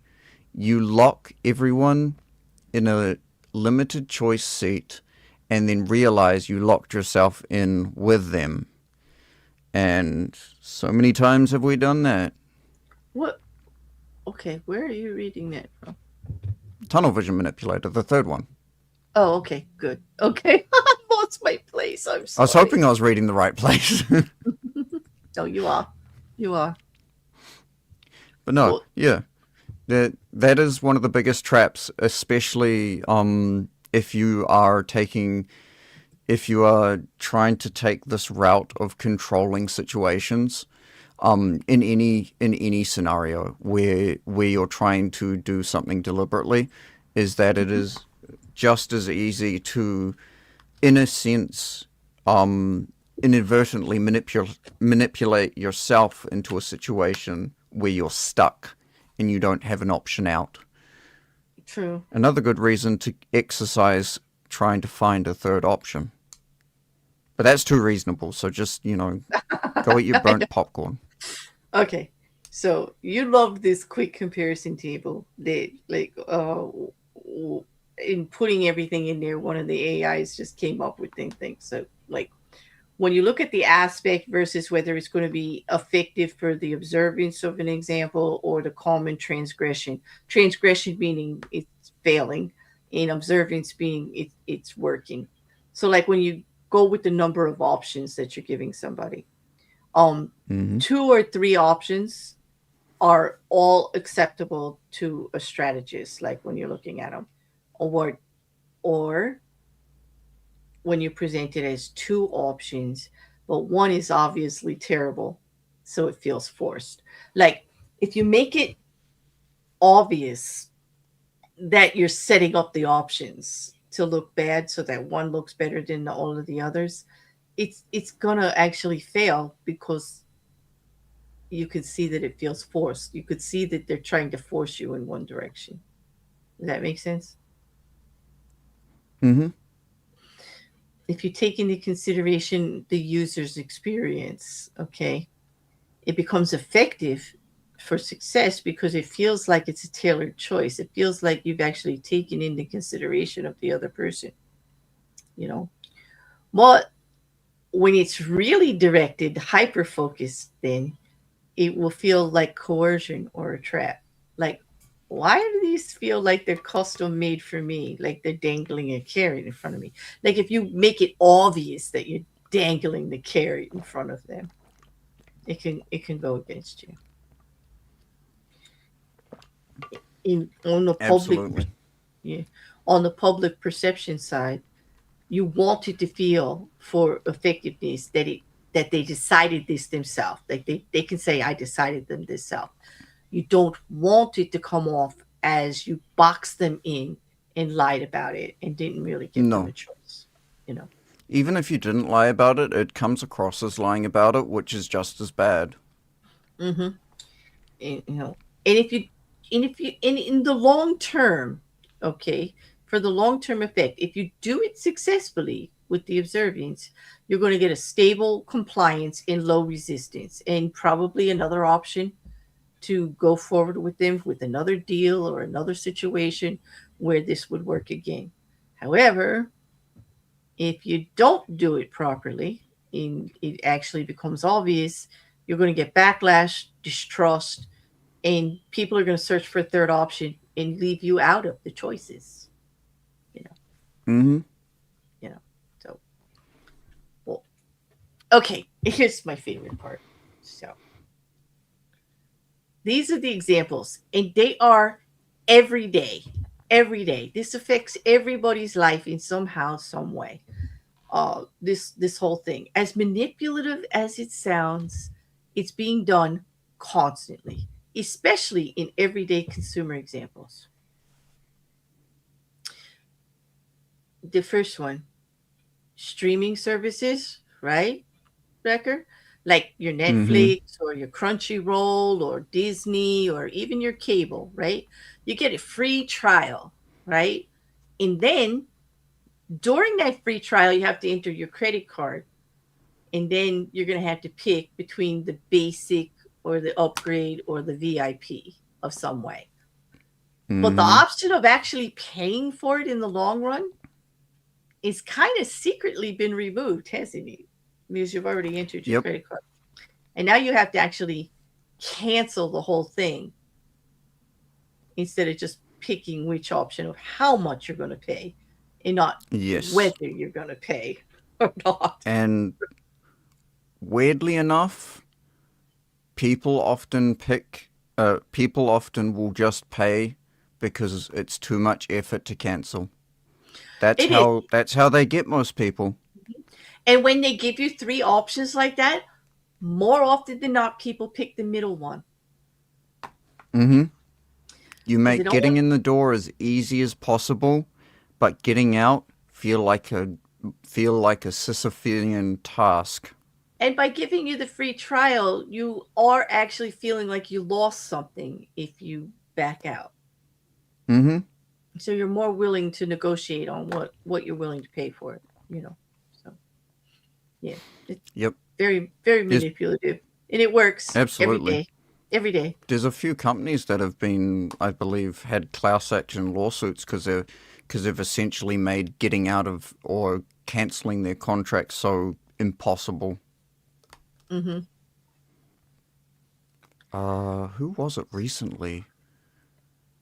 Was it Adobe? No, I Oh don't think it was yes. Adobe. Well, Was it Adobe?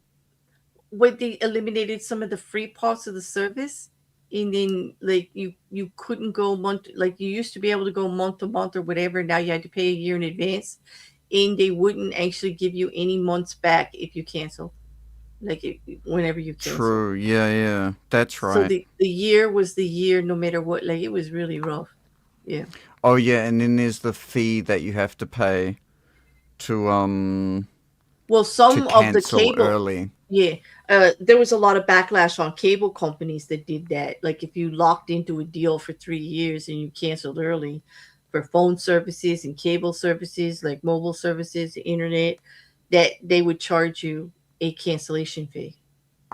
Those have received a lot of backlash, and there's a lot less of that going on. Like, but Mm, they used to be a big thing. It used to be a big thing. So, what about this second one here? Fast food value meals, huh? fast food value meals. Oh, that's easy. Like you walk into a fast food restaurant, you see, oh look, a Big Mac. You could get a Big Mac for like $10. And then however, if you really want to get some extra things, you can get a drink and some chips just for an extra $5. Where if you purchased the chips and drinks separately, that'll be another $10. Yeah, So, so it looks like it a value meal, but it's actually constructed to get you to pay more money because you went in there just to get the Big Mac. yep, And so maybe you absolutely. don't maybe you don't want the fries. Maybe you just want the Big Mac and the soda. But now they're gonna make you pay like more because it looks like a better deal. I, And I, those are the yeah, those are always the big things on the menu too. Like the big meals are all out there instead of just the little options all the time. hmm I actually strongly believe this is one of the reasons why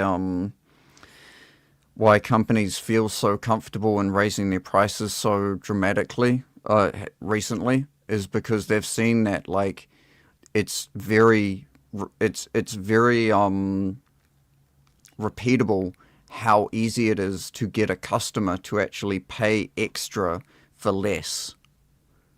Mm-hmm. The idea of shrinkflation, if you've heard the term before, where the product might get smaller but the price Mm-hmm. remains the same. Right. In New Zealand, actually, there's a really good example of this. Um, our Cadbury bars used to be 500 grams each, Mm-hmm. and they used to be good chocolate, where it was cocoa butter, proper cocoa powder, mixed mixed in a way that was an absolutely beautiful chocolate bar. And they actually started to shrink. They shrunk the bar down, so now it's only 250 grams, and kept the price the same. And then to add salt to the wound, they tried replacing some of that cocoa butter with palm oil, and it Oh yeah. completely changed it completely changed the chocolate from this really nice dark They brown did that. color to this Yeah. lighter brown color that just looked absolutely terrible. They Well, they did did that here they in America with Hershey's. There's no more cocoa butter in the chocolate. It's all oil, and it's actually like plasticky. Like it's really mm, gross. Yeah, it's not like they chocolate did chocolate. they did reverse the palm oil. However, they kept the size tinier, much smaller. Yeah, so they charge you more for less. Act like Yeah. they've improved the product. You see here in the fast food value menus here in America. I mean, come on, everybody. The prices are going up, but has the quality of any of it improved? Like, do you get more Nope. Big Mac? Are the burgers any bigger or better? If anything, they've shrunk.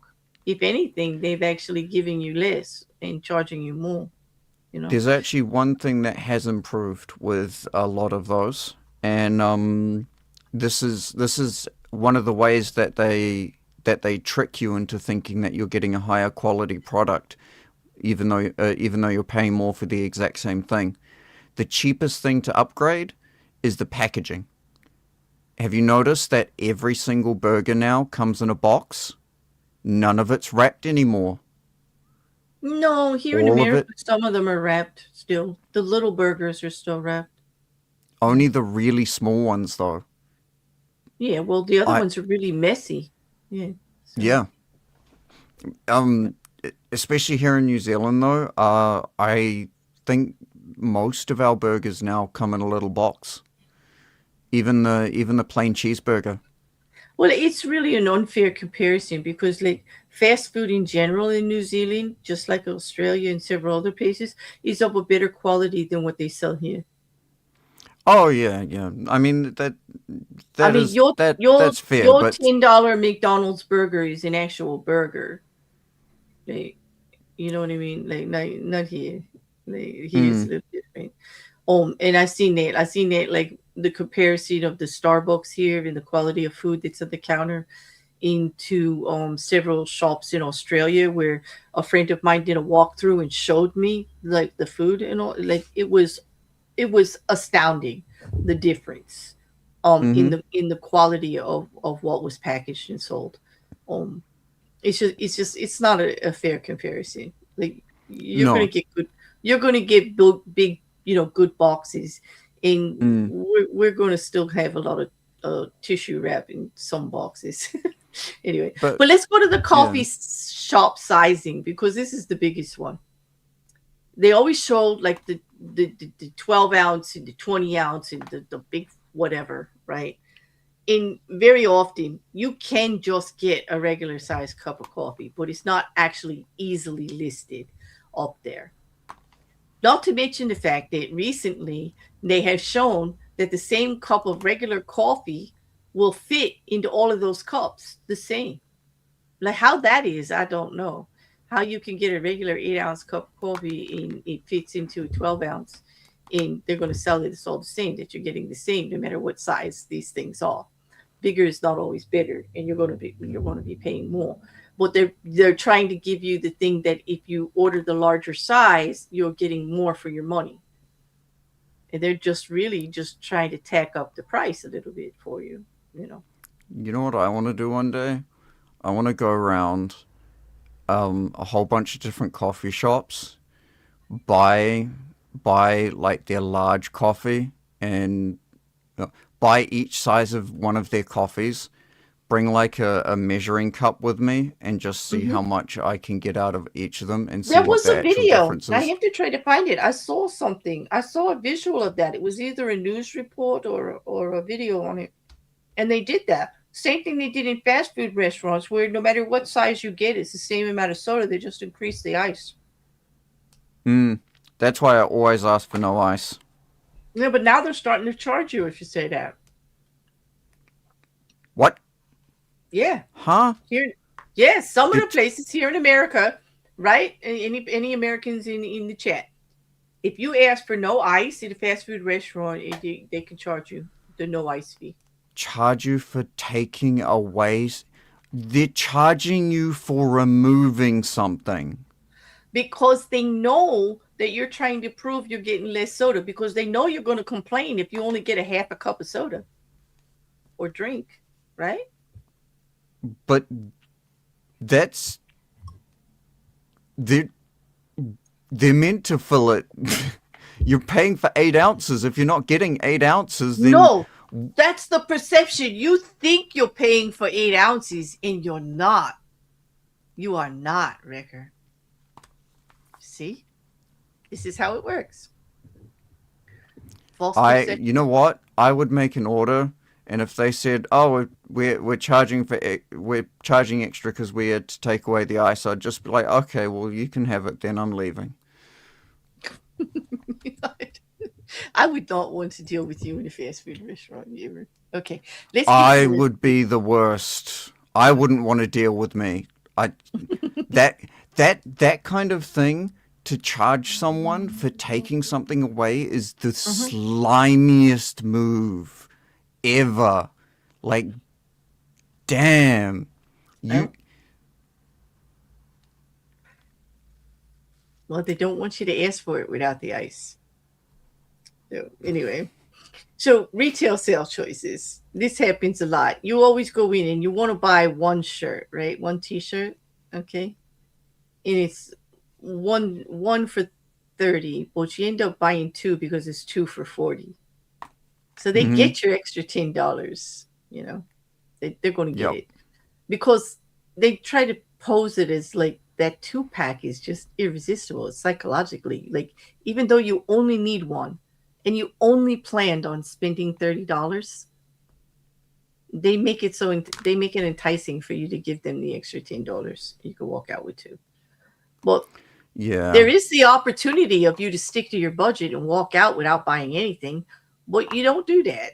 Nobody does No, that, because then and you it's feel never slightly spoken ripped about. off because you paid extra. Hmm. You feel like you've paid extra. You feel like now if you buy only the one, right that you're being gypped. Yeah. Mm-hmm. So their goal is to sell the two because they buy in bulk and that's when they make their money and they got to move it all out. So they're actually making money on the 40 by getting you to spend the extra Exactly. 10. Yeah. All right. So the next grouping is like work and money examples. It very, very common in job offers and raises and stuff like that. Like, the bosses will kind of bargain with you about like we can't do a full promotion right now and a really big raise, but you can pick like the raise or a couple of days off instead, like extra days off and like we yeah, just making you pick between the two of them, and it kind of frames it that you're compromising on which matters more to you, and either way you're compromising on money and everything and actually doing whatever they want you to do. Like they're the third option is to just be unsatisfied that you're not getting a raise or that you have to choose between the two and just go to a different company that actually values you, but they actually make it like they're doing you a favor by giving you the choice between the two, you know. Um, or you'll like this one: setting up a meeting schedule. They never actually ask you if you want to meet. They just kind of tell you, like, well, I could do 1 o'clock Monday, or 1:30. right? Not like whether you want to meet, they only just give you times that work for them, you know. And they keep control of the whole situation, the calendar, and the power of the position the whole time. Like you don't really have a choice. Like you're going to the meeting. They're just kind of giving you a choice by saying when you can attend. Like contractors, as myself I used to do, or client proposals. There's always like three different three different choices most often because you feel like it's like giving them control over all the different options and stuff. It's kind of like when you buy a plan in the streaming services.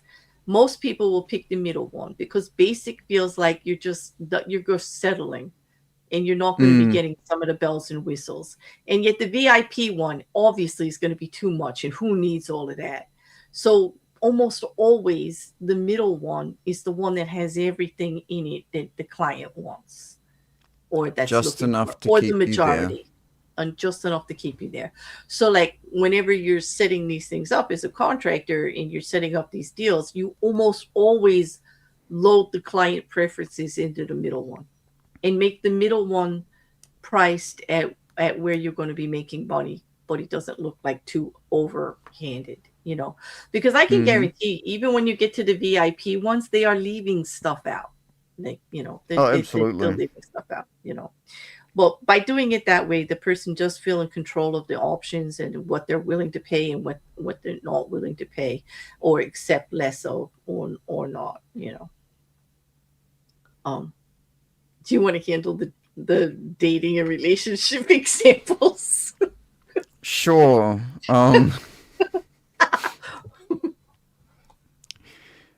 Date night choices is always the other person's decision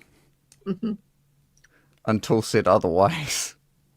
Is that the way it goes? Like I thought it was something like, do you want to have Italian or pizza? Do you want to have pizza or Chinese? Yeah. Yeah, that's pretty much yep. But someone has to pick that, and generally it's the other person. But who And gets if to it's pick the the other song? person's decision to pick something, then it's obviously the other person's. Okay, but what about like the date and the time and stuff like that? You're saying that's already like done, like somebody's already decided all of that. Well, it's the other person's decision. Oh, so you just get to pick out what you're eating? No, Okay. it's always the other person's decision, no matter what. Oh, okay. That's why you spend about 10 minutes going between each other, going, oh, we could try this. Oh, maybe this, or this, maybe this. What do you think? I don't know. What do you think? I don't know. What do you think? Come on. Has no one here spent like half an hour trying to figure out what to eat and ending up just getting Chinese takeout or some fast food It restaurant? just sounds like neither one wants to be the controlling person in the relationship, like so that like, nobody's making any decisions. That's terrible. I'm regretting putting you in charge of this section actually right now. All right, try the soft ultimatum. Anyway, See how that goes. um, date night choices. Yeah, it's date night choices are often the simple ones. Like we'll often make the choice out of whatever's generally closest and whatever we figure the other person will like the most. Hmm. But it's still reducing it down to simply um simply, do you want, like you said, Chinese or Italian? But, Um, but it's still own, giving them the choice, but yeah, still you're still making giving it them the like choice. within your budget, within like where you can get to it on time, and like yeah. Yeah, Yeah, yeah, because an open ended question on date night would be like could get you in a lot of trouble financially or it, time exactly. wise. Like you might Well, have an early meeting or an early class, and you can't stay out till 2 o'clock in the morning or whatever, you know. mm-hmm. And no one, it's like going back to having the infinite choices. If you have infinite choices, you've got infinite decisions, and then you need an infinite amount of time to actually make the decision. And nothing ever gets done. And nothing ever gets done. No, but you get, but you think you've been very busy while you're doing it. Um, then okay, so the next one is the soft ultimatum, and that basically involves sort of, in a way, like setting you could say like setting boundaries in a way that's works primarily in your own interest. Like you're not actually asking what do you want. You're presenting Yeah, two situations that work for you yeah, and you're that you're willing to accept, but not actually yeah. taking whatever they want into consideration. Yeah, I get Mm-hmm. that. Yeah. Like for instance, we can either go out or sit and watch TV and eat some popcorn. Um, I mean that still sits on a better one. We can either go out or we don't do anything. There we go. That's the soft ultimatum. Ah! And you're happy with either one of those. I like the soft ultimatum is more like no, okay, is you don't want to go out. So the soft ultimatum is we can stay home and play video games or we can watch a movie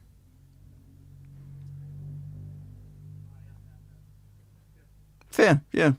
because you don't want to go out. You know what I mean? Mm-hmm. Like it's geared towards like nothing about like, no choice for them. Like Nothing maybe I about want to go going out, out. but I don't even Mm. have the option of going out now. Like if we're going to spend time together, it's either we're playing video games or we're watching a movie. Like, okay, Mm-hmm. whatever. Okay. So there's not like a what do you want to do in there? It's like we're going to do this or this. Kind of the same thing with social plans, Yeah. when a It's friend comes. Yeah. Go ahead. it's the friend that comes along and is like, "Oh yeah, I'm gonna be in town for a little bit. So do you wanna? We should catch up on. Does Wednesday or Thursday work for you?" Right. Not like, do you want to see me? Or can Yeah. you hang out or anything? Or the friend that takes you, like, you want to go to a movie, or do you want to go to game night at another friend's? But never says the other option of, like, do you want to hang out at all? Like, never even Mm-hmm. bothers to ask that. Just gives you two options. And you are more than likely, rather than disappoint that friend or make a big deal, you are more than likely going to pick one of those two options Oh, and not absolutely. come up with one of your own, like, I just can't, like, like, it takes a lot of effort, and it's psychologically harder to voice what you really want. Like, I've got class tomorrow, I can't really go out, let's do it another day. Like, when it's really friendly and put in that kind of situation, you know you're going to be disappointing them because they only gave you the two options. In not doing anything wasn't one of them. So they actually put the onus on you. It makes it more difficult. So, Mm-hmm. sometimes you end up doing stuff you don't want to do. Yeah. And let's be honest here. We all need that one friend that just comes along at the most random time and says, "Okay, we're going somewhere now. Come with us. Get dressed. What are you doing? Why? Where's your pants? Put something on." Yes. Well, yeah, because, like, yeah. Yeah. Are you saying you shouldn't be left to your own devices for too long? Yeah. Well, Is that even an option? no, no, I don't think anymore in 2026. Although, no, I shouldn't say that because, like, we all do tend to, you know, it is the post-COVID world. And I think we all Mm-hmm. fail to realize that how much things have changed and that In such a short amount of time as well. it did. I think we all became a lot more comfortable with not being out there. Mm-hmm. I don't know. To me, it seems that way. We all got a lot more comfortable with just chilling. It's okay to just not be doing all the time Yes. and be out there, you know, like, you don't have to be, you know. I think it just became a little more acceptable, you Mm-hmm. know. Um, and we notice the rat on the wheel a little more often now. 'Cause we Mm-hmm. had some we had some downtime, forced as it was. We had some downtime. Yeah. We did. Yeah, we did. It's We really in did. in in kind of everybody just took a little bit of a reset, you know. Mm-hmm. Here in America, more people are working from home than ever before, Hmm. where it wasn't even acceptable. Like, I remember a time when if you worked from home, people didn't even consider you were working. Like, it wasn't a real job. And True. now it's like the status quo. Like, it is like a true industry and preferred. Most people, Mm-hmm. I myself would prefer to work from home. I mean, it has Me its too. advantages and its disadvantages. Um, yeah. So, and we get to the social media and the app examples. This is like one of my favorites because it's so true.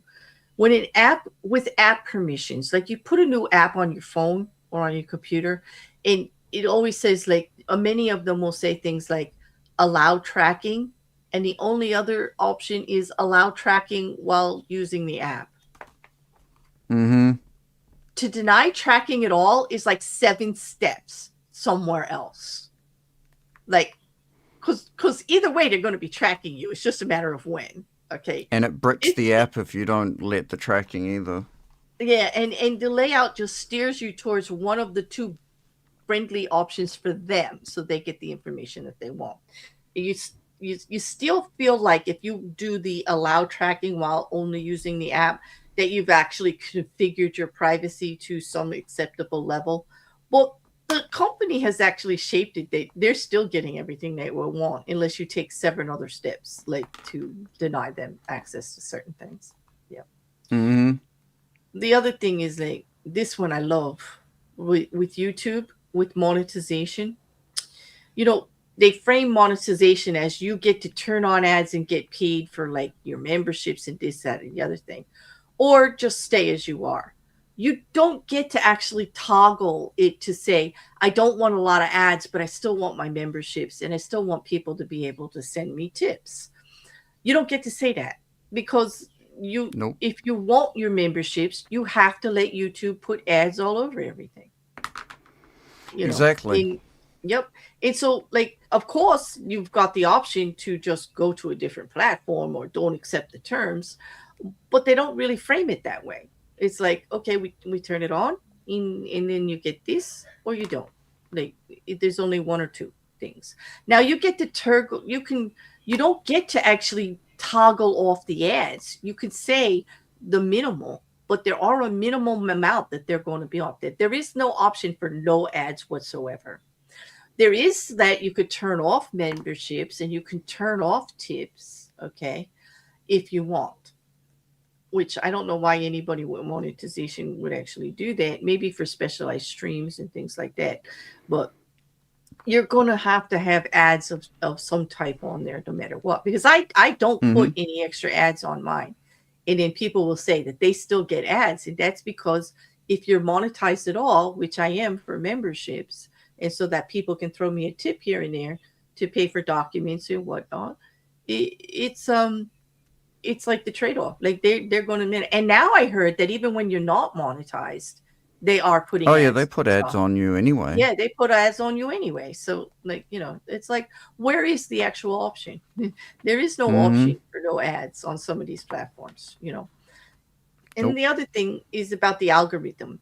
When you're on like YouTube or something or Twitch, and they're feeding you like other shows to watch and stuff like that, like you could say, give me more of these or less of these, but it's really not doing anything. You're getting the whole purpose of that thing of throwing everything at your way is to keep you watching the platform, to keep you looking at that platform. And so it doesn't really matter if you turn it off.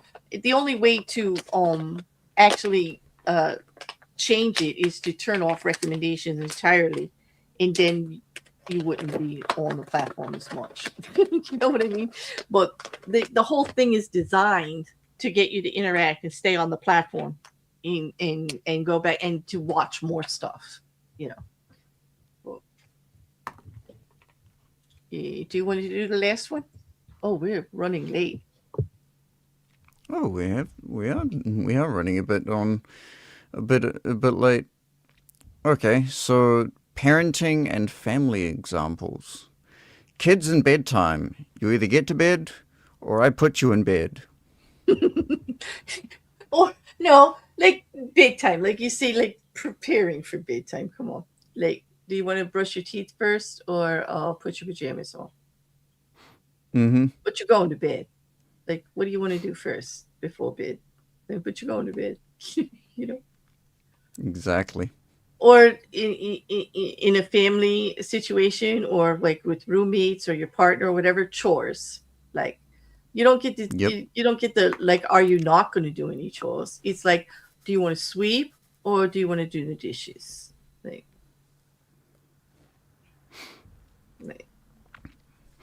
Yeah, that sounds about no, right. no, sit on your butt and playing video games is not one of the options. Like, no, that's like. But the video games are so much more fun. And you can do that as soon as you're done with the chores. Like, take the garbage out, sweep the floor, and then go play video games. Yeah. Yeah, but yeah, no. Um, Because here's the option. Like, the option is you can do the chores before the video games, or you can constantly get reminded while you're playing the video games that you have to do the chores. you know what? I'll go with option 2. You're gonna let the person just keep coming up to you and going, you need to take the trash out, you need to sweep that floor, and Yep. constantly interrupting your gameplay. You're so stubborn. You really are. You're just like, geez, like, you're difficult. All right, here's a picture of Rekkr to do the next example. Okay. The horns of the bull. The bull backs you into the corner with its horns. Not a single horn, which you might be able to escape, but a pair of horns that trap you within their hold. Run right or left. Either way you move into their piercing ends and are gored. Oh, gosh. Yes. So the And then the authority. authority. For the wounds and every other evil that man inflict upon themselves spontaneously and of their own choices are in the long run less painful than those inflicted by others. Nicola Machiavelli. Yeah. Which just means if we feel we're making our own choice, it's better than feeling that somebody made the choice for us. Mm-hmm. It's easier to digest. All right, there's a ton of questions here, and I guess we'll just do a couple of them. As we are running a little bit late here. Let's see. Then pick out a good one. What one do you want to ask me? Go ahead, and then I'll pick out one for you. And I ask everybody to meet us in the comments with the rest of them. Like this will stay up on YouTube, and also the link to the slides is in the description, as well as to the PDF of the book, and to all and a link for the playlist of all of the previous chapters. But you can go back and look and just ask one of these questions or answer one of these questions yourself. That's a pretty good one. What do you want to ask Have me? you ever used a good versus slightly less good pair of options with a coworker, client, or partner so that either outcome works for you? I raised a daughter through her teenage years to adulthood. So freaking-lutely, yes, I did. All the time. I was also a consultant and had to make deals constantly and give on like options that people really didn't want to address. And it's always better to just give them between the two to pick from. Um, I was a manager. You're always dealing with coworkers, and you don't actually ask them, "Do you want to do something?" It's always, "How do you want to do it?" The two options on how to do it, because it's going to get done. Like I'm the manager, and it's going to get done.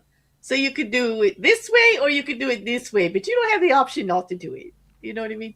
So yeah, I do it all the time in everything I do, and if you had been lucky enough to be a partner of mine, you know I do it. Like I'm all about the options and compromise. Mm-hmm. I try not to be manipulative about it, but I mean, it wouldn't be true if I said you're not always working towards an outcome that's good for yourself. And most people are all the time. Exactly. So I want to ask you one. Sure.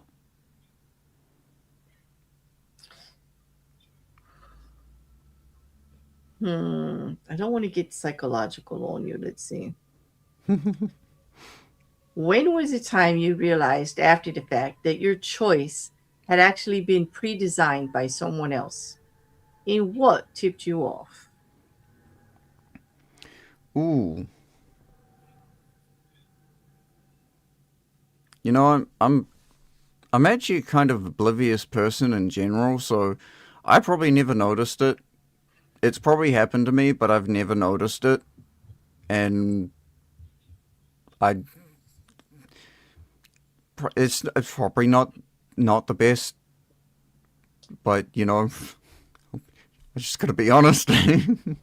Well, well, we've talked about it. I mean, have you ever felt emotionally manipulated or manipulated in general by someone? Like you Oh ever feel yeah, like absolutely. I've had people try and basically give me some really dumb ultimatums, and I've just been like, yeah, nice try. and what tipped you off that they were like More often than not, it's they're very emotionally charged, um, and they're often they're ultimately quite one-sided. Um, Like there's no obvious compromise. so you can't see in the options what's actually good for you or what might be considering you or your Yeah. needs. Yeah. That would be a The big tip third off. option is always something that will end poorly. It's kind of like when they say, "Do you want beef or chicken?" and you're a vegetarian. Yeah. That would be a big clue, right? Mm-hmm. Yeah. No, I get it. I get it. And you Yeah. have to pick or we're breaking up. Oh, that's just wrong. This is Yep. just I've seen it. I've seen it done. I've seen some of the dumb. You have no idea some of the dumbest stuff I've seen people break up for. Are you Like, actually giving anyone a choice when those choices end with the or else? no, you're not. This is it's literally the worst way of showing someone who of using this law. It is you're asking for, if you give someone that kind of ultimatum, you're already lost. You're overextending the And law to and if truly someone evil ever gives you manipulation. that Yeah. ultimatum, Yeah. just walk away. Just walk. And It it's don't and then you know matter what? Here you how go you again. feel. Here you go. It's good advice, but it's almost impossible to do. Do you know how hard it is for Oh, people to actually it do is that? Like, because then absolutely. It's they not take the easy. responsibility on themselves for like for changing the whole relationship and everything. Now it's all Mm-hmm. your fault because you walked away. Like Mm-hmm. Oh, it's so hard for absolutely. people to it's so hard for people to do that. Like even though like It is even easy. It even is though much it's the easier best said than thing, done. right? Even though it's the best thing, and logically in their head, they will realize it's the best thing for them to do, and it's what they should do, and it makes the most sense. It's so hard. It really is. It really is. Absolutely. Yeah. So on that end, do you think people are happier with small, structured set of options, or do you think we really want true open-ended freedom? Um, people don't want people. No one wants open-ended freedom. No one actually wants true freedom. No one does. Absolutely not. We say we do regularly and Yeah, loudly. we will swear. We will swear black and blue that we want freedom. We actually don't want freedom. We Because it just want actually, more options. I think it goes functionally, it goes psychologically that we all function better with set structure and parameters, and we know what we're dealing with, and we know, like, with less actual choices because we know what we're dealing with, and we can handle it. And then Mm-hmm. when there's too much being offered, um, we always feel like we're going to be making the wrong choice. Yep. We'll always be dissatisfied, like, but we actually do, psychologically and functionally, do better with a more structured environment, even though we all Mm-hmm. hate it and push against it. We want to be the rebels, right? Like, what's the more attractive, sexiest part is to be the rebel, the outlier, the one who just goes against the the trend, right? But Exactly. actually, people are more comfortable going with it, just going with the trend, staying in the lanes, Mm-hmm. being being what we would call part of the norm. Mm-hmm. Well, Yeah. it's a good way of putting it is like everyone wants to be super smart, and everyone like I I don't think I know anyone who wouldn't want to be a super genius, right? Everyone here would love to be a super genius, super smart. We can figure out anything. Well, Herein lies the problem of being a super genius. Now you have every single option available of going down any path in your life you wish to go. If you become a musician, you will become the greatest musician. If you become a physicist, you will become the greatest physicist. If you become a chef, you'll become the greatest chef. Now, which one do you pick? Oh, too late. 30 years have gone by. 40 years have gone by. 50 years have gone by. You didn't pick. Mm. It's it is, I can't remember the exact term, but it's like choice paralysis. Yeah, Um that's a good way to put it. Choice when you've paralysis. got Hmm. yeah, when you've got too many options, Hmm. you basically get paralyzed yourself. But that's why this law works so well, because people are looking for less choice, and so they're willing to accept it even when those limited choices are not in their best interest. It's so easy to be manipulative with this law and get what you want. Mhm. Yeah, it's why it works. Well, Exactly. on that it's reversal time. That it is. Okay. Oh gosh, I just went way too fast and lost my page. Hold 1 second. My mouse decided that I was on chapter 33. Not quite Okay, there yet. not quite there yet. Soon though. Okay, so the reversal. Controlling the options is one main purpose: to disguise yourself as the agent of power in punishment. The tactic works best, then, for those whose power is fragile and who cannot operate too openly without incurring suspicion, resentment, and anger. Even as a general rule, however, it is rarely wise to be seen as exerting power directly and forcibly.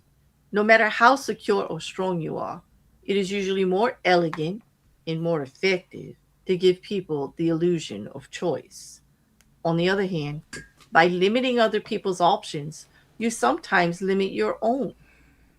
There are situations in which it is to your advantage to allow your rivals a large degree of freedom. As you watch them operate, you give yourself rich opportunities to spy, gather information, and plan for further deception. The 19th century banker James Rothschild rather, liked this method.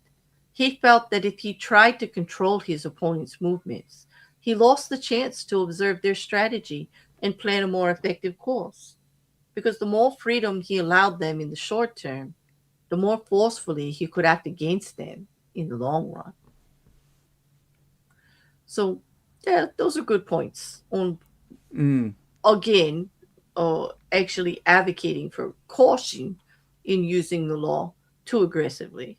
Because once, Mhm. as with most of these laws, once they are exposed for what they don't work. Like once someone gets a clue that this is being used on them, it doesn't work. Nope. Not at all. Right. So, so what do we got coming up next The week? next chapter, chapter 32, is play to people's fantasies. Like, am I wearing pants or am I wearing shorts? Hmm. Exactly. Hmm. I don't know whose fantasy that would be, but it's I maybe it's my own fantasy. Maybe I'm thinking about whether I'm wearing pants or I don't know, shorts. but your I don't know pants why came I up. don't know, but I don't know why your pants came up so much in this actual chapter, but they did. It's got to be like the third yeah. time that we mentioned them, you know. But you know, gosh, I hope everybody's gonna be okay. There's Is storms or in the south. There's tornadoes, like in quite a few. There's a big thunder and lightning storms in some tornado warnings and all oof. heading towards this way. We're all talking about basements in the chat. I think that might be what it's going back to. Um, Well, I hope everyone stays safe. I do too. Like you had a cyclone recently, like last weekend, Oh, right? it was a bit of It was a bit of wind. a letdown. Yeah, It was a bit of wind. yeah. No, I think it hit some of the other places a lot harder. Yes. Yeah. Well, I know last night, out of nowhere, a transformer went in, like we lost power for like 2 minutes. Everybody was Oh, that's always panicking. fun. Yeah, it was just a transformer, but like it just switched over. Everything was fine. Well, there was no Hmm. storm or anything. Usually, if the wind picks up or anything, I will have trouble, but it's not been. But we're expected to get all of this rain and all of this wind and everything that is hanging out in the other states. It's coming up. Oh, Steve, your bears don't wear pants? Okay. Because I don't know why Rekkr's pants are such a big issue today, but they were. We usually, yeah. And Mrs. Cassandra said bears don't wear pants. This is true. This is true. You know, this is true. All right. On that, everyone, we're gonna sign off for the night, and we'll see you next week. I hope that Absolutely. everybody has a good night and a good week. I will be putting up some more true crime, and possibly, if I can get my butt into recording, the next part of So Long and Thanks for All the Fish. But we will see if that goes because it's a long chapter. But Bear as in you, Claire. I hear you, Mrs. Cassandra. I kind of knew what your winking going on in that chat was all about. I know, I know, I know. Well, thank you everyone who came and kept us company as we muddled through this chapter, which was quite difficult because I think in Hmm. the end, Rekkr, would you agree that this one's quite manipulative? Oh, absolutely. This one is textbook manipulation.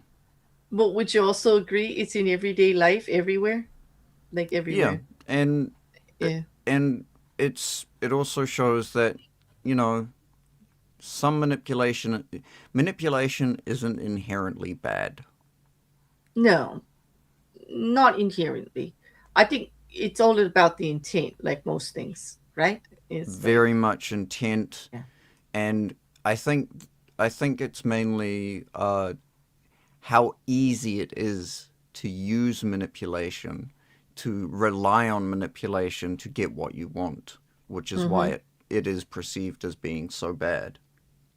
Mm. True. Very, very true.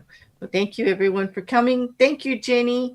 I see that your work schedule is going to be tough, and I really think that you were here in the chats. But always just meet us up in the comments. Thanks for being on Replay Crew too, and to Stephen and John, who we haven't seen in a while, and we're here. I'm glad that you got to enjoy the chat a little bit. Also to the mods, thank you very much, ladies, for holding down the fort. For all of you watching out there, meet Rekkr in the comments. He wants to talk to you. Like, definitely. Ask Absolutely. questions. Come fight me.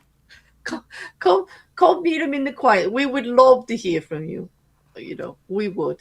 And on that, we'll be back next week, right? Even though you're back at university, we're going to be here next Yes, Tuesday. I mean, absolutely. next Saturday. Did I say Tuesday? Why did I say Tuesday? Uh-oh. Hmm. I don't know. Saturday. Definitely Saturday. Saturday. Yep. And maybe with your pants. We'll see. Hopefully with pants. Hopefully with pants. I don't know what it was with the pants today. Well, thank you, everyone. Have a great night. See ya.